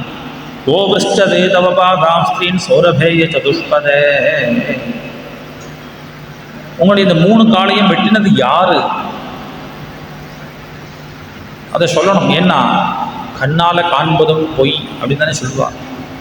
ஆனால் கண் எதிர்த்தாப்புல பார்த்தாலும் கூட ராஜாவாக இருப்பதனால விசாரணை பண்ணுறான். இவன் தான் துஷ்டன் அப்படின்னு தீர்மானம் பண்ணக்கூடாது. அதனால் பாதிக்கப்பட்டவா கிட்ட கேட்குறார், உன் காலை யார் வெட்டினா சொல்லுங்க. உடனே அந்த விஷபம் சொல்லிட்டு, இந்த விஷபம் யார் அப்படின்னா தர்மராஜன். சாட்சாத் தர்மமே காளை மாடாக இருக்குது, பூமி தேவியே பசுவாக இருக்கா. அதனால் பூமியை ஆசிரியிச்சு தர்மம் இருக்கு. 4 கால்கள், தபசு, சத்தியம், தயா, சௌச்சம் அப்படிங்கிற 4 கால்கள். 4 யுகங்களில் 4 கால்கள். யுகத்தில் 4 காலோடு இருந்த தர்மம். அப்புறம் அடுத்த யுகம் வரும் பொழுது தபசு போயிடுது. கிருதயுகத்தில் தபஸ்விகளாக இருந்தால், சத்தியத்தோடு இருந்தால், தயாசீலர்களாக இருந்தால், ரொம்ப சௌச்சமாக சுத்தமாக இருந்தால். அடுத்த யுகத்தில் சத்தியம், அந்த தபஸானது போயிடுத்து. தபஸ் பண்ணக்கூடிய சாமர்த்தியம் இல்லை ஜனங்களுக்கு. ஒரு கால் போச்சு. அதுக்கு அடுத்தது 3வது கிருதம் திரேதா துவாபரம் வரும்பொழுது 2 காலும் போயிடுத்து. என்னது?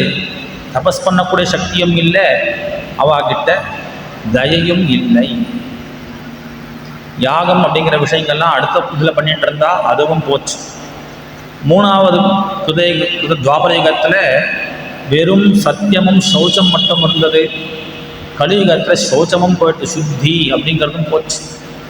சத்தியங்கிற ஒரு விஷயம் மட்டும்தான் இருக்குது.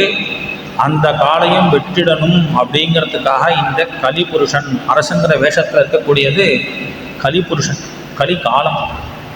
அதுதான் பெரிய ஆச்சரியமாக சொல்கிறா. ஏன்னா பகவான் துவாபரயுகத்தில் பகவான் இருக்கும் பொழுது பாண்டவாலாம் இருந்தால் அது ஆச்சரியம் இல்லை. பகவான் எந்த க்ஷணத்தில் பூமியை விட்டானோ அந்த க்ஷணத்துலேருந்து கலியுகம் ஆரம்பம். கலியுகத்தினுடைய முதல் ராஜா பரீட்சித் மகாராஜா. அதனால் கலியுகம் அப்படிங்கிறதுனால ஜனங்களுடைய மனசு அப்படி தான் இருக்குது. அதுக்கான ஒரு பிரதீகமாக அடையாளமாக இங்கே கலிபுருஷனே அரச வேஷத்தில் ராஜ வேஷத்தில் தர்ம தேவதனுடைய காலை வெட்டுறதுக்காக கத்தியை ஓங்கியிருக்கான். அதனால் கேட்குறார் பரீட்சித் மகாராஜா, நீங்கள் சொல்லுங்க உங்களுடைய காலை யார் வெட்டினா? கேட்டால் சொல்லுவா இல்லையா, சுவாமி அவர் தான், அந்த எழுத்தாள் நிற்கிறார் பாருங்க, அவர் தான் வெட்டினார் அப்படின்னு சொல்லணும். ஆனால் அந்த தர்ம தேவதை சொல்லிட்டு, அப்பா சில பேர் தங்களுக்கு ஏற்படக்கூடிய துக்கத்துக்கு தான் காரணம்னு சொல்கிறா, சில பேர் தெய்வம் தான் காரணங்கிறா, சில பேர் அவாவா பண்ணக்கூடிய கர்மா தான் காரணங்கிறா, சில பேர் பக்கத்தாத்து மாமா தான் காரணங்கிறா. நான் படுற கஷ்டத்துக்கெல்லாம் அவர் தான் சார், ஒழுங்காக நிம்மதியாக இருந்தேன், அவர் எப்போ வந்தாரோ அப்போலேருந்து கஷ்டம். இப்படி எதையோ காரணம் சொல்கிறான். நான் தான் காரணம் ஏன் சொல்கிறான்னா, அவன் தெய்வத்தை நம்பலை. தெய்வம் இருந்தாலும் கர்ம பலனை தரக்கூடியதான தெய்வம். நீங்கள் சொல்லக்கூடிய தெய்வம் என்ன பண்ணும்? நான் பண்ணக்கூடிய கர்மாவுக்கு பலன் தருமா? கர்மா யார் பண்ணுறா? கர்மாவே பலன் தந்துடுமா?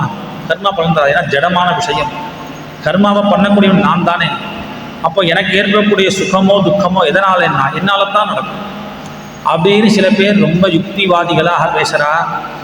சில பேர் தெய்வந்தான்னு சொல்கிறா, சில பேர் கர்மான்னு சொல்கிறா. அப்பிரதர்க்கியாத் அனிர்தேஷ்யாத் இதி கேஷ்வபி நிச்சயா. தீர்மானம் பண்ண முடியலப்பா. ஒருத்தருடைய சுகத்துக்கோ துக்கத்துக்கோ யார் காரணம்னா, இப்போ என் கால் போனதுக்கு யார் காரணம் என்ன சொல்ல முடியல. நீயே யோசித்து எது காரணம் புரிஞ்சுக்கோ. அத்ரானுரூபம் ராஜர்ஷே விமர்ச ஸ்வமனீஷயா. யார் காரணமாக இருக்கும் அப்படின்னு நீயே யோசிச்சுக்கோப்பா. அப்படி பேசினா இந்த விசாரணையில் ஏதாவது பலன் வருமா? ஒரு விசாரணை பண்ணுறார் அப்படின்னா கேட்டால் பதில் சொல்ல வேண்டாமோ? நீங்களே யோசிச்சுக்கோங்கோ இதுக்கு என்ன காரணம் அப்படின்னு சொன்னால். ஆனால் பரீட்சித் மகாராஜா சொல்கிறார், நீ தர்ம தேவத்தைன்னு நான் புரிஞ்சுட்டேன், நீ விஷபம் இல்லை, சாட்சாத் தர்மஸ்வரூபம். ஏவம் தர்மம் பிரவேசி தர்மஞா தர்மோசி விஷரூபதிருக்கு எது அதர்மகிருதஸ்தானம் சூச்சகஸ்யாபி தத்பவேத். நீ தர்மத்தை சொல்கிறதுனால சாட்சாத் தர்மம் தான். நீ விஷரூபதிருக்கு ஒரு காலமாட்டு உருவில் இருந்துருக்கீர். நீ சாட்சாத் தர்ம தேவதை. ஏன் எப்படி கண்டுபிடிச்சார்? எது அதர்மகிருதஸ்தானம் சூச்சகஸ்யாபி தத்பவே. அசத்கிருதம் பாபம், அதர்மத்தை யார் சூச்சனம் பண்ணுறானோ அவனுக்கும் பாதி பாபம் உண்டாம். துஷ்டன் பண்ணக்கூடிய பாவத்தை சூச்சனம் பண்ணக்கூட அவன் தான் சார் அடித்தார் அப்படின்னு சொன்னால் அவனுக்கு அவன் பண்ண பாபத்தில் பாதி உண்டாம் அப்படின்னு தர்மசாஸ்திரம். அதனால் இந்த தர்மஸ்வரூபியாகக்கூடிய இந்த விஷபம் காலமாடு இவர் தான் என் காலை வெட்டினார்னு சொல்லணும் இல்லையா? தெரிஞ்சுட்டே சொல்லாமல் இருந்தால் அது பாபம் இல்லையான்னு நமக்கு தோன்றது இல்லையா? அதுக்கு தான் சொல்லியிருக்காது. இதுக்கு யார் காரணம்னு எப்படி தீர்மானம் பண்ணுறது? நான் பண்ண பாபம்தான், அந்த பாபத்துக்கு பலனாக இன்றைக்கி என் காலை வெட்டியிருக்கார் அப்படின்னு இருந்தால் இவரை தான் என்னை வெட்டினார் அப்படின்னு சொன்னால் நியாயமாக ஆகுமா? நான் பண்ண பாபம் தானே. அதனால் இதை இவர் தான் பண்ணார் நான் காமிச்சு கொடுத்தேன்னா அது பாபம். நீ புரிஞ்சுக்கும், ஏன்னா நீ அரசன். அதனால் நீ தீர்மானம் பண்ணு, அது சரியாக இருக்கும்.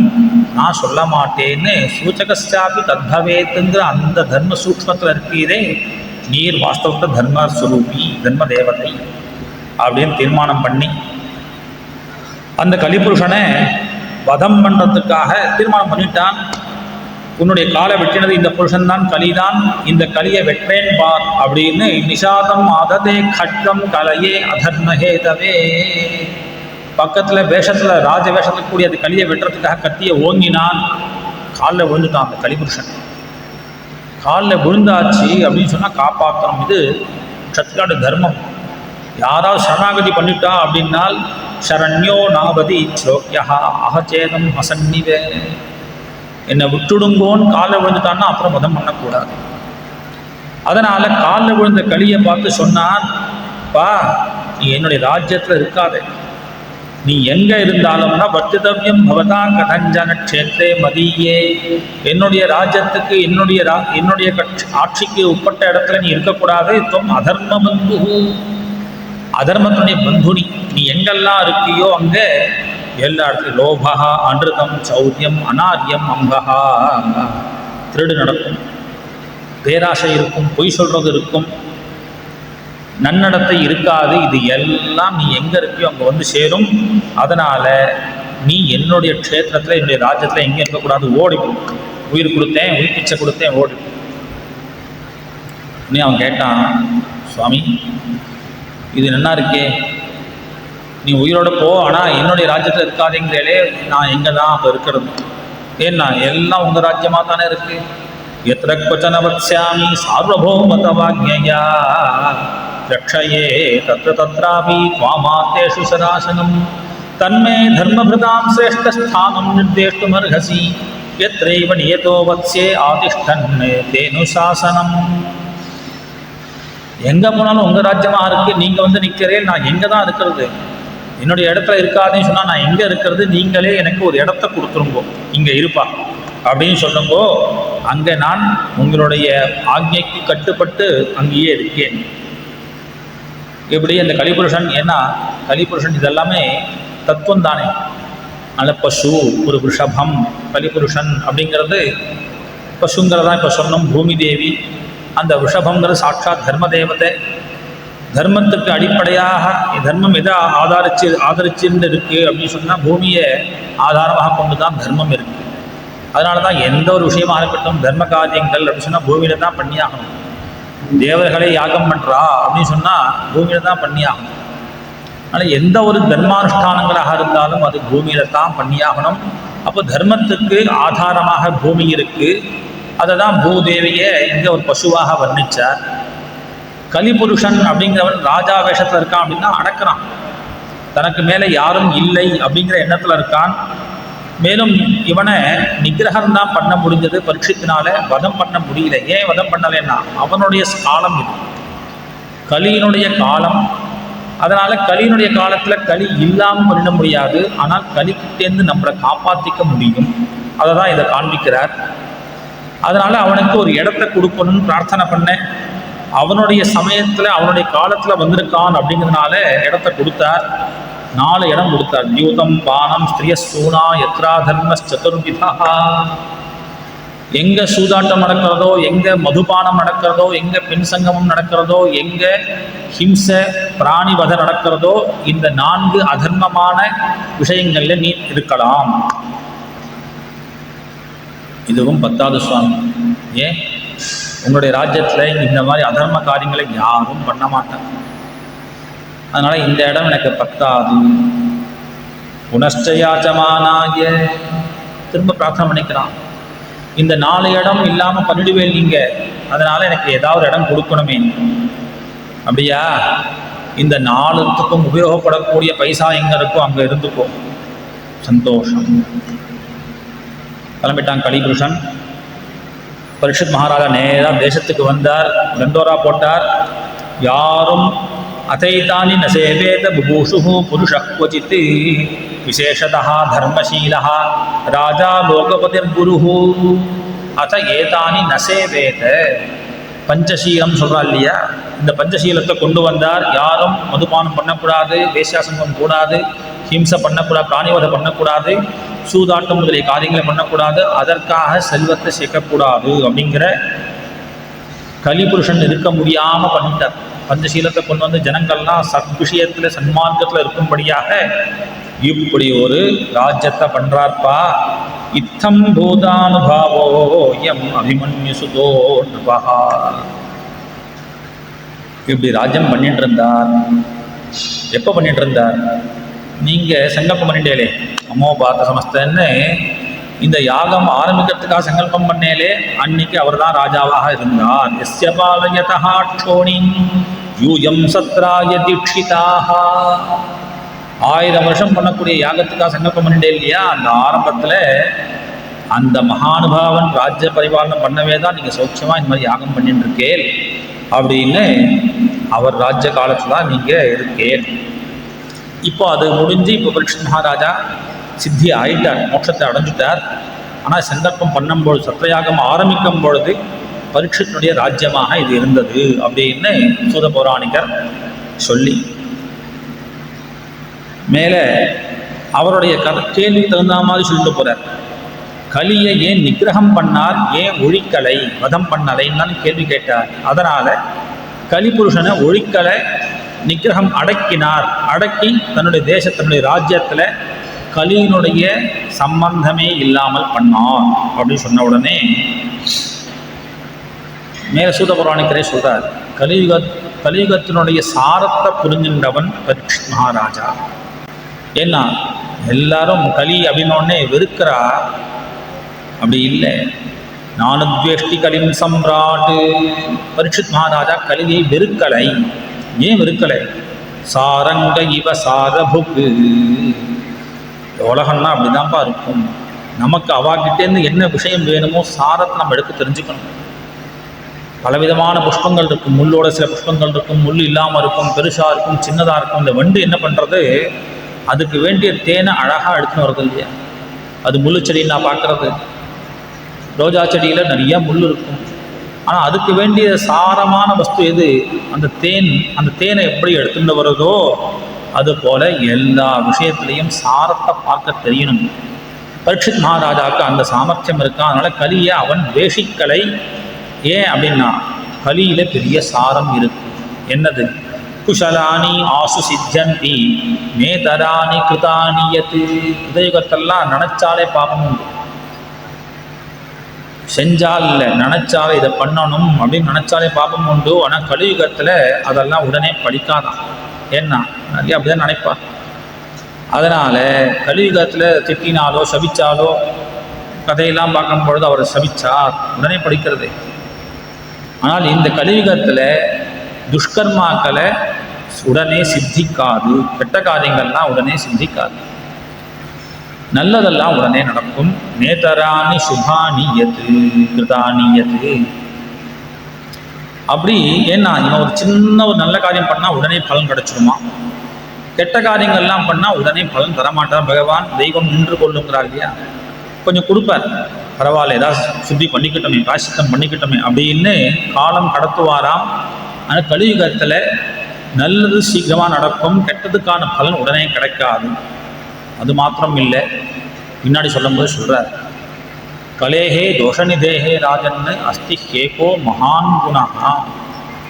கலி தோஷநிதி, எல்லா தோஷங்களுக்கும் இருப்பிடம். ஆனால் பெரிய குணம் இருக்கு. என்னது? கீர்த்தனாதேவ கிருஷ்ணஸ்ய முக்த சங்கஹா பரம்பிரஜே. பகவன் நாம கீர்த்தனத்தினாலேயே ஒரு ஜீவன், ஒரு மனுஷன் முக்த சங்கஹா பரம்பிரஜே, எல்லா சங்கத்தையும் அறுத்துட்டு மோட்சத்தை அடைஞ்சிருவான். அந்த பெரிய ஒரு சாரமான விஷயம் கலியில தான். அதனால தான் கலியில பிறக்குன்னு ஆசைப்படுவாராம். கலோ இச்சந்தி சம்பவம். ஏன்னா சுலபமாக கிடச்சிடுறதே. மற்ற யுகங்கள்லாம் கஷ்டப்பட்டு தபஸ் பண்ணணும், யாகம் பண்ணணும், பூஜை பண்ணணும். கலியுகத்தில் வெறும் சஹஸ்ரநாம பாராயணம் பண்ணிட்டு இருந்தாலே போதும். பகவத்கீதா கிஞ்சித் அதீதா, முழுக்க படிக்க வேண்டாம், ஒரு அத்தியாயம் முழுக்க கிஞ்சித் அதீதான்ட்டார் பகவத்பாதா. கொஞ்சம் 2 ஸ்லோகம் படிப்பா. சஹஸ்ரநாமம் டெய்லி 10 நிமிஷம் ஆகுமா? விஸ்வம் விஷ்ணு பகட்டாரோ பகவன் சஹஸ்ரநாமம் சொல்லு போகிறோம். என்ன பெரிய பலன், மோட்சத்தை கொடுத்துருவான். அது எங்கன்னா கலியுகத்தில் தான் அந்த பலன். கிருதயுகத்துலாம் அப்படி கிடையாது. கிருதயுக தபஸ் பண்ணணும். திரேதாயுகத்தில் யாகங்கள்லாம் பண்ணாதான் அந்த பலன். தேயத்யாயத்தோ விஷ்ணும் திரேதாயாம் இதோமுகைஹி துவாபரே அர்ச்சாயாம் கலௌ தத் ஹரிகீர்த்தனாத். ஒவ்வொரு யுகத்திலையும் எதை பண்ணி அடைய வேண்டிய விஷயத்தை கலௌ தத் ஹரிகீர்த்தனா, பகவன் நாமத்தை கீர்த்தனம் பண்ணுறதுனாலேயே கிடைச்சிரும் அப்படின்னா கலியை யாராவது இருப்பாளா?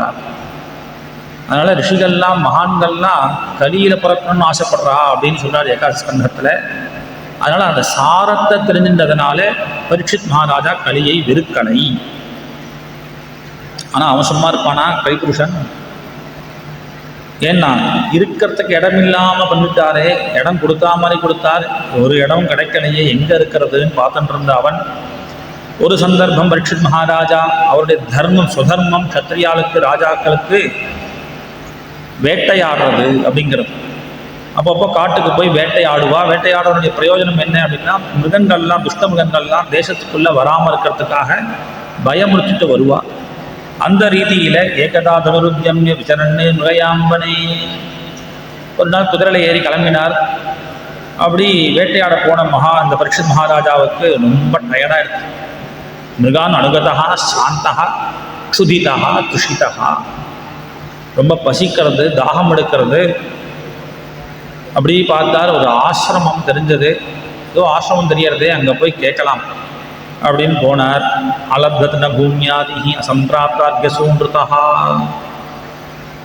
அந்த ஆசிரமத்துடைய வாசலில் ஒரு ரிஷி தியானம் தபஸ் பண்ணிட்டு இருக்கார். கண்ணை மூடிட்டு தியானம் பண்ணிட்டு இருக்கார். சுவாமி பரீட்சித் மகாராஜா வந்திருக்கேன். அவர் கண்ணை திறக்கலை. எனக்கு ரொம்ப பசிக்கிறது, கண்ணை திறக்கலை. அசம்பிராப்தார்கசூன்ருதா, தனக்கு அர்த்தியபாத்தியம் அந்த ஒரு சத்காரம் பூஜை எதுவுமே கிடைக்கல, வாங்கன்னு கூட சொல்லலை. தாகம் பசின்னு வந்து கேட்கணும், பேசாமல் இருக்காரே, என்ன அட்டூழியம் பார்த்தேனா? நான் ராஜ்யம் பண்ணவே தானே இந்த ரிஷியானவர் நிம்மதியாக தபஸ் பண்ணிட்டு இருக்கார். அப்பேற்பட்ட என்னுடைய ராஜ்யத்தில் நான் வந்து கேட்குறேன், கண்ணு முடின்னு உட்கார்ந்துருக்காரே, இதெல்லாம் எவ்வளோ ஃப்ராடுத்தனம் தெரியுமா? இது துஷ்டத்தனம், இது நடிக்கிறார் இவர், இப்போ பார் தெரியும் அப்படின்னு நினச்சேன். அப்படி சொல்லிட்டு ஒரு செத்த பாம்பு ஒன்று கீழே இருந்தது. தனுஷ்கோட்யா, உயிர் இல்லாத அந்த பாம்பை அப்படி அந்த தன்னுடைய வில் நுனியால் தூக்கினான். அவர் கழுத்து அப்படி போட்டான். அவர் வாஸ்தவத்தை தபஸில் இருக்கார், அதனால் அவருக்கு எதுவும் தெரியல. அப்படி போட்டான், கை தட்டினான், சிரிச்சான், வந்துட்டான். இதை ஒரு குழந்தை அங்கேருந்து பார்த்துட்டு இருக்கான். அந்த குழந்தை நேராக இந்த ரிஷியினுடைய சமீகர் ரிஷி என்னுடைய பையன்கிட்ட போய் சொன்னான், டேய் உங்கள் அப்பா பாம்பெல்லாம் போட்டுன்னு தபஸ் பண்ணுறாரா அப்படின்னு சொல்லி அந்த குழந்தை தியானத்தில் பார்க்குறான். சின்ன குழந்தை தான், ஆனால் அப்படி ஒரு தபஸ் தியானத்தில் பார்க்குறான். பரீட்சித்து வந்து இந்த காரியங்கள்லாம் பண்ணதெல்லாம் தெரிஞ்ச உடனே மகா கோபப்பட்டான்.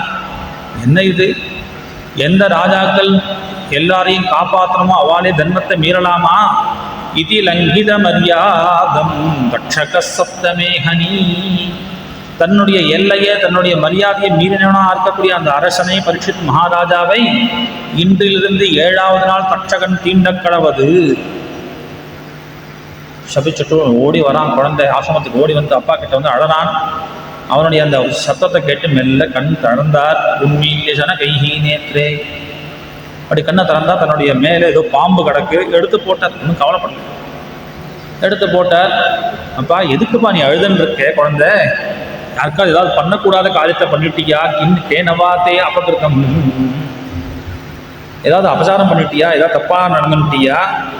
ஏன் அழற? உடனே அந்த குழந்தை எல்லாத்தையும் சொன்னான். இப்படி பண்ணிட்டு போயிட்டார் அந்த அரசன், அதனால் நான் சபிச்சுட்டேன். நல்ல காரியம்டா, என்ன நினச்சுருக்கா? ராஜானா எதுனா பண்ணலாமா? அவனுடைய ராஜ்யத்தில் நம்ம இருக்கோங்கிறதுக்காக இப்படி அவமானப்படுத்தலாமா? தபஸில் இருக்கவன் மேலே பாம்பு தூக்கி போடலாமா? இவாளுக்கெல்லாம் பாடம் கற்பிக்கணும். நல்ல காரியம் பண்ண சபாஷ் அப்படின்னு தான் சொல்லணும். அப்படி சொல்லலையா? அப்படி சொன்னால் நம்மள மாதிரி சாமானிய ஆசான். அவர் என்ன சொன்னார்? நிசம்ய சப்தம் மததர்கம் நரேந்திரம் சப் பிராமணா ஆத்மஜம் அபியனந்தது. தன்னுடைய குழந்தைய ஊக்குவிக்கலை. சொன்னார், அஹோ பதாம்ஹா மகதஜ்யதே கிருதம், இப்படி ஒரு காரியம் பண்ணாமடா, நீ பெரிய தப்பு பண்ணிட்டியேப்பா. என்ன தப்பு? அல்பீயசி துரோகே உருத்தமோ திருதா, சின்ன தப்பு பண்ணிட்டான். இல்லையே நான் சொல்லலை, பரீட்சித் மகாராஜா இப்படி ஒரு அபச்சாரம் பண்ணக்கூடாது, ஆனால் அல்பமான சின்ன தப்பு. ஏன் இப்படி ஒரு அபச்சாரம் பண்ணுறதுங்கிறது சின்ன விஷயமா? தபஸ் பண்ணுறவ மேலே இப்படி அபச்சாரம் பண்ணலாமா? பசியோடு வந்திருக்கான். பசியோடு வந்தவனுக்கு என்ன பண்ணணும் தெரியாது இல்லையா? அதனால் பசியோடு வந்தவனுக்கு இந்த காரியம் அவனுக்கு பெருசாக தோணிருக்காது. அப்படி அல்பமாக பண்ண ஒரு இந்த தவறுக்கு தண்டனைக்கு பெரிய தண்டனை கொடுத்துட்டியப்பா, இந்த தவறுக்கு இந்த தண்டனைங்கிறது ரொம்ப பெருசு. உருத்தமோ திருதா, அதனால் அவனுக்கு 7 நாளில் மரணம் அப்படின்னு சொன்னது பெரிய தப்பு. மேலும் அரசர்கள் இல்லை அப்படின்னா உலகம் சௌக்கியமாக இருக்காது, ஜனங்கள்லாம் கண்ணாமனான் இருப்பா, கஷ்டப்படுவா. மேலும் இவன் சாமானிய மனுஷன், சாமானிய அரசன் மட்டும் இல்லை, மகாபாகவதன், யஜ்ஞ யாகாதிகள்லாம் பண்ணவன். அப்பேற்பட்டு அரசன் ஏதோ பசியினால் வந்து கேட்டாங்கும் பொழுது அவன் பண்ண சின்ன காரியத்துக்காக இந்த சாபம் அப்படிங்கிறது சரியானது இல்லை அப்படின்னு சொல்லி, அபாபேஷு ஸ்வபிருத்தேஷு பாலேனா பக்வ புத்தினா பாபம் கிருதம் தத் பகவான் சர்வாத்மா க்ஷந்துமர்ஹதி. பகவான் கிட்ட பிரார்த்தனை பண்ணுறார். அப்பக்வ புத்தினா, இன்னும் பக்குவம் அடையில, என் குழந்தை ஏதோ சபிச்சுட்டான், பகவானே மன்னிச்சுக்கோ அப்படின்னு பகவானை பிரார்த்தனை பண்ணுறார். இந்த கதை சொல்லிட்டு வரக்கூடிய சூத பௌராணிகர் சொல்கிறார், சாதுக்கள் இப்படிதான்ப்பா இருப்பா. திரஸ்கிருதாக விப்ரலப்தாக சப்தாக க்ஷிப்தாக ஹதா அபி நாஸ்ய தத் பிரதிகுர்வந்தி தத்பக்தா பிரபவோபிஹி. சாது லட்சணம். திரஸ்காரம் பண்ணாலும், அவமானப்படுத்தினாலும், சபிச்சாலும், தூக்கி எறிஞ்சாலும், அடித்தாலும் அவ திரும்ப அதுக்கு பக்தி பண்ணவே மாட்டார். பிரபவோபி, சாமர்த்தியம் இருந்தாலும். ஏன்னா ஈஸ்வர சங்கல்பம், இது அவமானம், இதை நான் அடிக்கிறான்னு நினைக்கவே மாட்டார். பகவானுடைய சங்கல்பம் அப்படி இருக்குன்னா, அதனால் இந்த பிராமணர் குழந்தை பண்ண பாபத்துக்காக பிரார்த்தனை பண்ணிட்டார் அப்படின்னு அவர் இதை எதுவுமே, இதை துக்கம், அவர் வந்து இது அவமானமாகவும் நினைக்கலை, தன் பையன் பண்ணதை பெரிய கௌரவமாகவும் நினைக்கலை அப்படின்னு ஒரு அத்தியாயத்தை முடித்தார். அடுத்த அத்தியாயம் 19வது அத்தியாயம், பிரதமஸ்கந்தத்துமே கடைசி அத்தியாயம். பரீட்சித் மகாராஜா ராஜ்யத்துக்கு வந்துட்டான், ஹஸ்தினாபுரம் வந்து உட்கார்ந்துட்டான். என்ன இது, ஏதோ ஒரு இப்படி ஒரு காரியம் பண்ணலாமா, ஏன் இப்படி நமக்கு மனசு தோணித்து, ரிஷியை இப்படி போய் அவமானப்படுத்தலாமா, ஒருத்தர் போனால் ஆற்றுக்கு போனால் அவர் சாப்பாடு தரலை, பூஜை பண்ணலேங்கிறதுக்காக அவரை பரியாசம் பண்ணுறதா, அவமானப்படுத்துறதா, அதுவும் நமக்கு இது உகந்ததா? எப்பேற்பட்ட வம்சம் இது, பிரம்மண்யர்கள் அப்படின்னு சொல்லக்கூடிய பிராமணால தெய்வமாக வணங்கக்கூடிய வம்சத்தில் வந்து எந்த பரமாத்மா எனக்கு தெய்வமாக பிராமணாலாம் இருக்கான்னு சொல்கிறாரோ அந்த பரமாத்மாவனுடைய சம்பந்தம் உடைய இந்த வம்சத்தில் இந்த மாதிரி ஒரு பிராமணனுக்கு அபசாரப்பட்டுட்டேனே. எல்லாரும் தப்பு பண்ணால் நான் தண்டிப்பேன் அரசன் அப்படிங்கிறதுனால நானே தப்பு பண்ணி நிற்கிறேனே. ததஸ்து காமம் தொக நிஷ்கிருதாயமே யதா ந புர்யாம் புனரேவ மத்தா. எனக்கு ஏதாவது தண்டனை வேணுமே, அந்த பகவான் எனக்கு தண்டனை கொடுக்கணுமே, இனிமேல் இந்த மாதிரியான புத்தி எனக்கு ஏற்படக்கூடாது. தஹது அபத்ரஸ்ய புனர்நவே பூத் பாபீய சீதீஹி நிஜ தேவகோப்யா. பகவானே எனக்கு இதுக்கு வேண்டிய ஒரு தண்டனை கொடுக்கணும் அப்படின்னு மனசனால உருகி கதறின்னு இருக்கான். அப்போது ஒரு ரிஷிகுமாரன் நேராக ஓடி வந்து, சுவாமி அரசே, நீங்கள் எந்த ரிஷியினுடைய கழுத்தில் பாம்பை போட்டீரோ அவருடைய புத்திரன் உங்களை 7 நாளில் பாம்பு கடிச்சு பாம்பு தீண்ட கடவுள்னு சபிச்சிருக்கார், அதை ரிஷி உங்ககிட்ட தெரிவிக்க சொன்னார் அப்படின்னு சொல்லிட்டு போயிட்டான். சந்தோஷப்பட்டான் பரீட்சித் மகாராஜா. கிருபாலுவான பகவான் தண்டனை கொடுத்துட்டாரே. ஏன்னா இதுதானே எதிர்பார்த்தான். தப்பு பண்ணிட மாட்டா பெரியவாள் தான். தப்பு அப்படி தெரியாமல் பண்ணிட்டான்னா பிடிச்சி போயிடுவா. அப்படி பண்ணிட்டோமே, அதை எப்படியாவது அதுக்கான பரிகாரத்தை பண்ணணுமே, என்ன பண்ணுறது அப்படிங்கும் பொழுது பகவானே 7வது நாள் சாவு மரணம் அப்படின்னு அந்த குழந்தை சபிச்சுட்டான்னு சொன்னோடனே பரம சந்தோஷப்பட்டான். ச சாதுமேனே சிரேன தட்சகா நலம்பசக்திய. 7 நாள் கிளம்பிடும். 7 நாள் ராஜ்யத்தில் எதாவது பண்ணி வைக்கணும் ஒன்றும் நினைக்கல. ஜனமேஜயன் இருக்கவே இருக்கான், மேலே அவெல்லாம் பார்த்துப்பா, விரக்தி காரணம் எல்லாத்தையும் விடு. ஏன்னா என்னைக்கு போவோன்னு தெரியாது அப்படிங்கிறதுக்கு 7வது நாள் மரணம் நிச்சயமாகிடுது. அதனால் எல்லாத்தையும் விட்டான், ராஜ்யத்தை விட்டான், மனைவி விட்டான், குழந்தைய விட்டான், நேராக கிளம்பினான். யாவைன சச்சி துளசி விமிஸ்ர கிருஷ்ணாங்கிரேம்பதி காம்பு நேத்ரி புனாதிலோகான் உபயத்ர சேஷான் கஸ்தாம் ந சேவேத மனுஷ்யமானஹா. கங்கை கரையில் போய் உட்கார்ந்துட்டான்.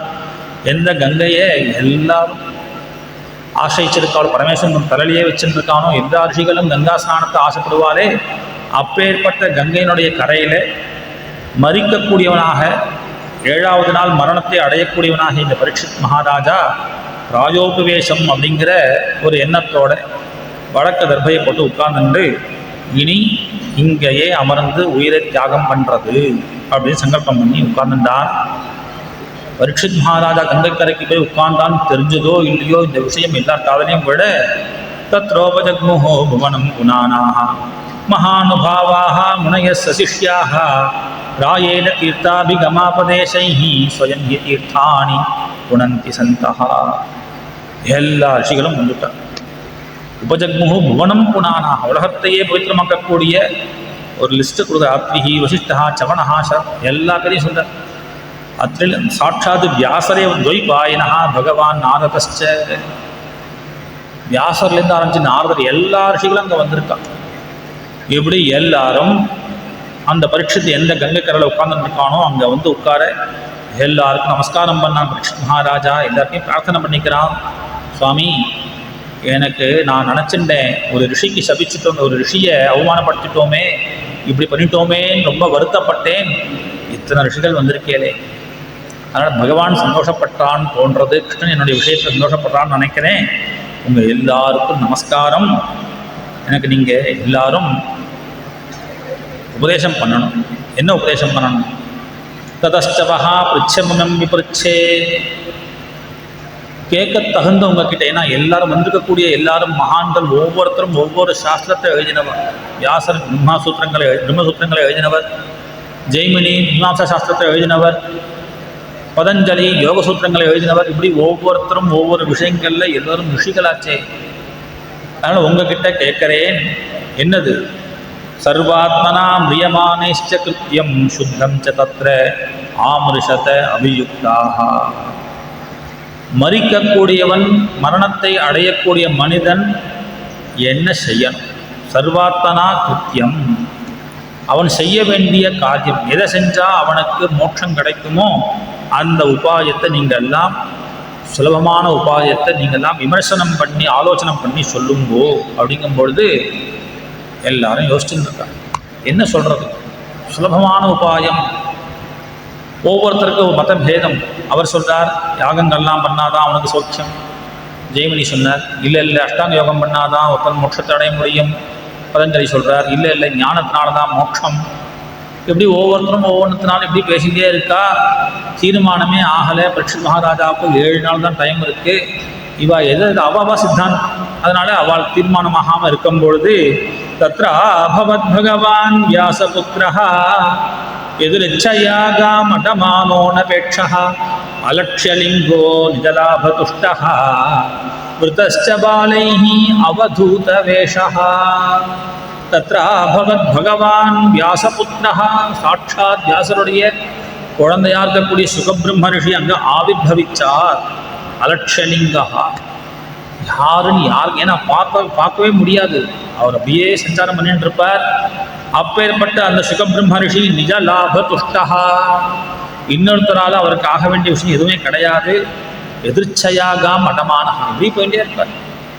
அப்பேற்பட்ட சுகபிரம்ம ரிஷி. ஆனால் அவருக்கு குழந்தைகள்லாம் பிடிக்குமா.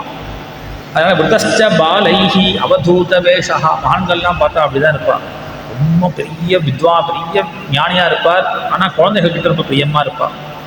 ராமஸ்வரம்சரோ நம்ம ஸ்ரீ அண்ணாவோ குழந்தைகள் ஏன்னா கல்முஷமே இல்லாத ஜீவன்கள் இல்லையா, அதனால் குழந்தைகள்னால் அவள் பிரியம் ஜாஸ்தியாக இருக்கும். அதுபோல் சுகபிரம்மர்ஷியை சுற்றி வெறும் குழந்தைகள் தானா. விருதஸ்ச பாலைஹி அவதூத வேஷா. ஆனால் அந்த சுகரை தியானம் பண்ணணுங்கிறதுக்காக சூத பௌராணிகர் என்ன அவருடைய குரு இல்லையா, அதனால் தன் குருவை இங்கே வர்ணிக்கிறார். தம் ஜெஷ்ட வருஷம் சுகுமார பாத கரோருவா பும்ச கபோல காத்திரம். ஜெஷ்ட வருஷம் 16 வயசு, என்றும் இளைஞனாக்கக்கூடியவர். 16 வயசு உடையவர். அழகான கண்ணம், அழகான மூக்கு, அழகான எல்லாம் அழகுன்றார்.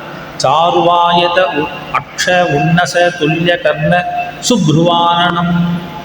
முகத்தில் உள்ள எல்லா அங்கமும் ரொம்ப அழகாக இருக்கும்.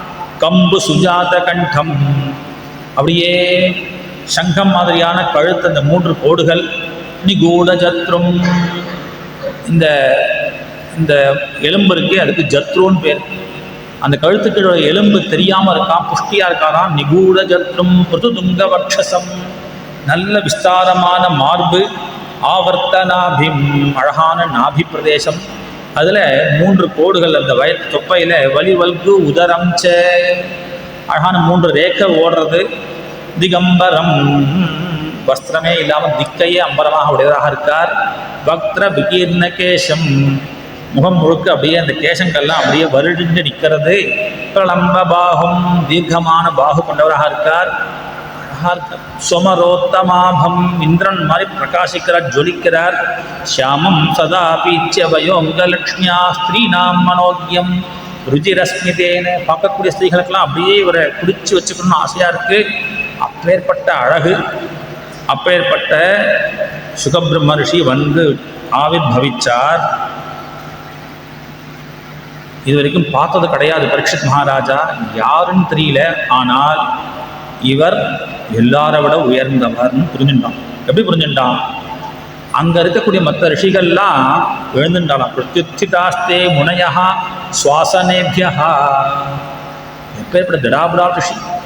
பதஞ்சலி, ரிஷி ஜெய்மினி, அவர் இவர், வியாசர், நாரதர், துன்புரு, எல்லாரும் சுவாசனேபியா பிரத்யுத்திதா. சுகர்ஷி வந்தோடனே, சுகபிரம்மத்தை பார்த்தோடனே எல்லோரும் அங்கவாவுடைய ஆசனத்திலிருந்து எழுந்து நின்றுட்டார்கள். புரிஞ்சுண்டா பரீட்சித் மகாராஜா வந்திருக்கக்கூடியவர் இவா எல்லாரை விட ரொம்ப பெரியவர். நேராக போய் காலில் விழுந்தான். சுவாமி, நீங்கள் எனக்கு உபதேசம் பண்ணுங்கோ. அதः பிருச்சாமி சம்சித்திம் யோகினாம் பரமம் குரும் புருஷஸ்யேஹ யத்கார்யம் மிரியமானஸ்ய சர்வதா. உங்களை நான் கேட்குறேன், யோகினாம் பரமம் குரும், நீங்கள் யார்? சுகபிரம்மர்ஷியாச்சே, எப்பேற்பட்டவர், எல்லாரை விட உயர்ந்தவராச்சே. உங்ககிட்ட ஒரு கேள்வி. என்னது? யச்ரோதவ்யம் மதோ ஜப்யம் யத் கர்த்தவ்யம் ரிவிப் பிரபோ ஸ்மர்த்தவ்யம் பஜனீயம் வா ப்ரூஹி. ஒரு மனிதன், மரண தர்மத்தை உடையவன், மரிக்கக்கூடிய ஒருத்தன் எதை கேட்கணும், எதை ஜபம் பண்ணணும், எந்த விஷயத்தை பண்ணணும், எதை ஸ்மரிக்கணும், எந்த பக்தியை பண்ணணும், எதை ஆசிரியக்கணும் அப்படிங்கிற விஷயத்தை எனக்கு சொல்லுங்கோ. எத்வா விபர்யம், அல்லது அது கூடவே எதெல்லாம் பண்ணக்கூடாது, எதை கேட்கக்கூடாது, எதை பேசக்கூடாதுங்கிற விஷயத்தை சொல்லுங்கோ அப்படின்னு பிரார்த்தனை பண்ணேன். இந்த ஸ்கந்தத்தை பூர்த்தி பண்ணுறார் சுத பௌராணிகர். ஏவமாபாஷித பிருஷ்டா ச ராஜ்ஞா சிருஷ்ணயா கீதா பிரத்யபாஷத தர்மஜ்ஞா பகவான் வாதராயணி. இவ்வாறு பரீட்சித் மகாராஜாவினாலே கேள்வி கேட்கப்பட்ட சுகபிரம்ம ரிஷி இனிமையான வார்த்தைகளாலே பதில் சொல்ல ஆரம்பித்தார் அப்படின்னு இந்த ஸ்கந்தம் பூர்த்தி ஆகிறது. அடுத்த ஸ்கந்தத்திலேருந்து ஆரம்பித்து சுக பரீட்சித் சம்பாதமாக எடுத்தவுடனே அழகாக ஆரம்பிக்கிறார். மரியா நேஷத்தே பிரஸ்னஹா என்று உத்தமமான கேள்விப்பா அப்படின்னு சபாஷ் போட்டுண்டு மேலே சுகபிரம்ம ரிஷி பரீட்சித் மகாராஜாவுக்கு உபதேசம் பண்ணுறார் அப்படிங்கிற பாகம் திவ்யஸ்கந்தம். அது அடுத்த சத்சங்கத்தில் நாம் அனுபவிப்போம். இப்பேற்பட்ட ஒரு சத்சங்கம் இது விஸ்தாரமாக அனுபவிக்கணும் அப்படிங்கிறதுக்காக பிரதி அத்தியாயம் சொல்லிட்டு வரேனாம். இந்த அத்தியாயம் இந்த ஸ்கந்தம் அப்படிங்கிறது இது நடுவில் வந்து கேட்கும்போது தோணும், இது எதுக்காக சொல்கிறாருன்ட்டு. ஆனால் இது விஸ்தாரமாக ஆரம்பத்திலேருந்து கடைசி வரைக்கும் பாகவத சிரவணம் பண்ணணும் அப்படிங்கிற சங்கல்பத்தில் ஆரம்பித்ததுனால இதில் இருக்கக்கூடிய விஷயங்களை எந்தெந்த சந்தர்ப்பத்தில் வர்றது அப்படின்னு விஸ்தாரமாக பார்த்துட்டு இருக்கோம்.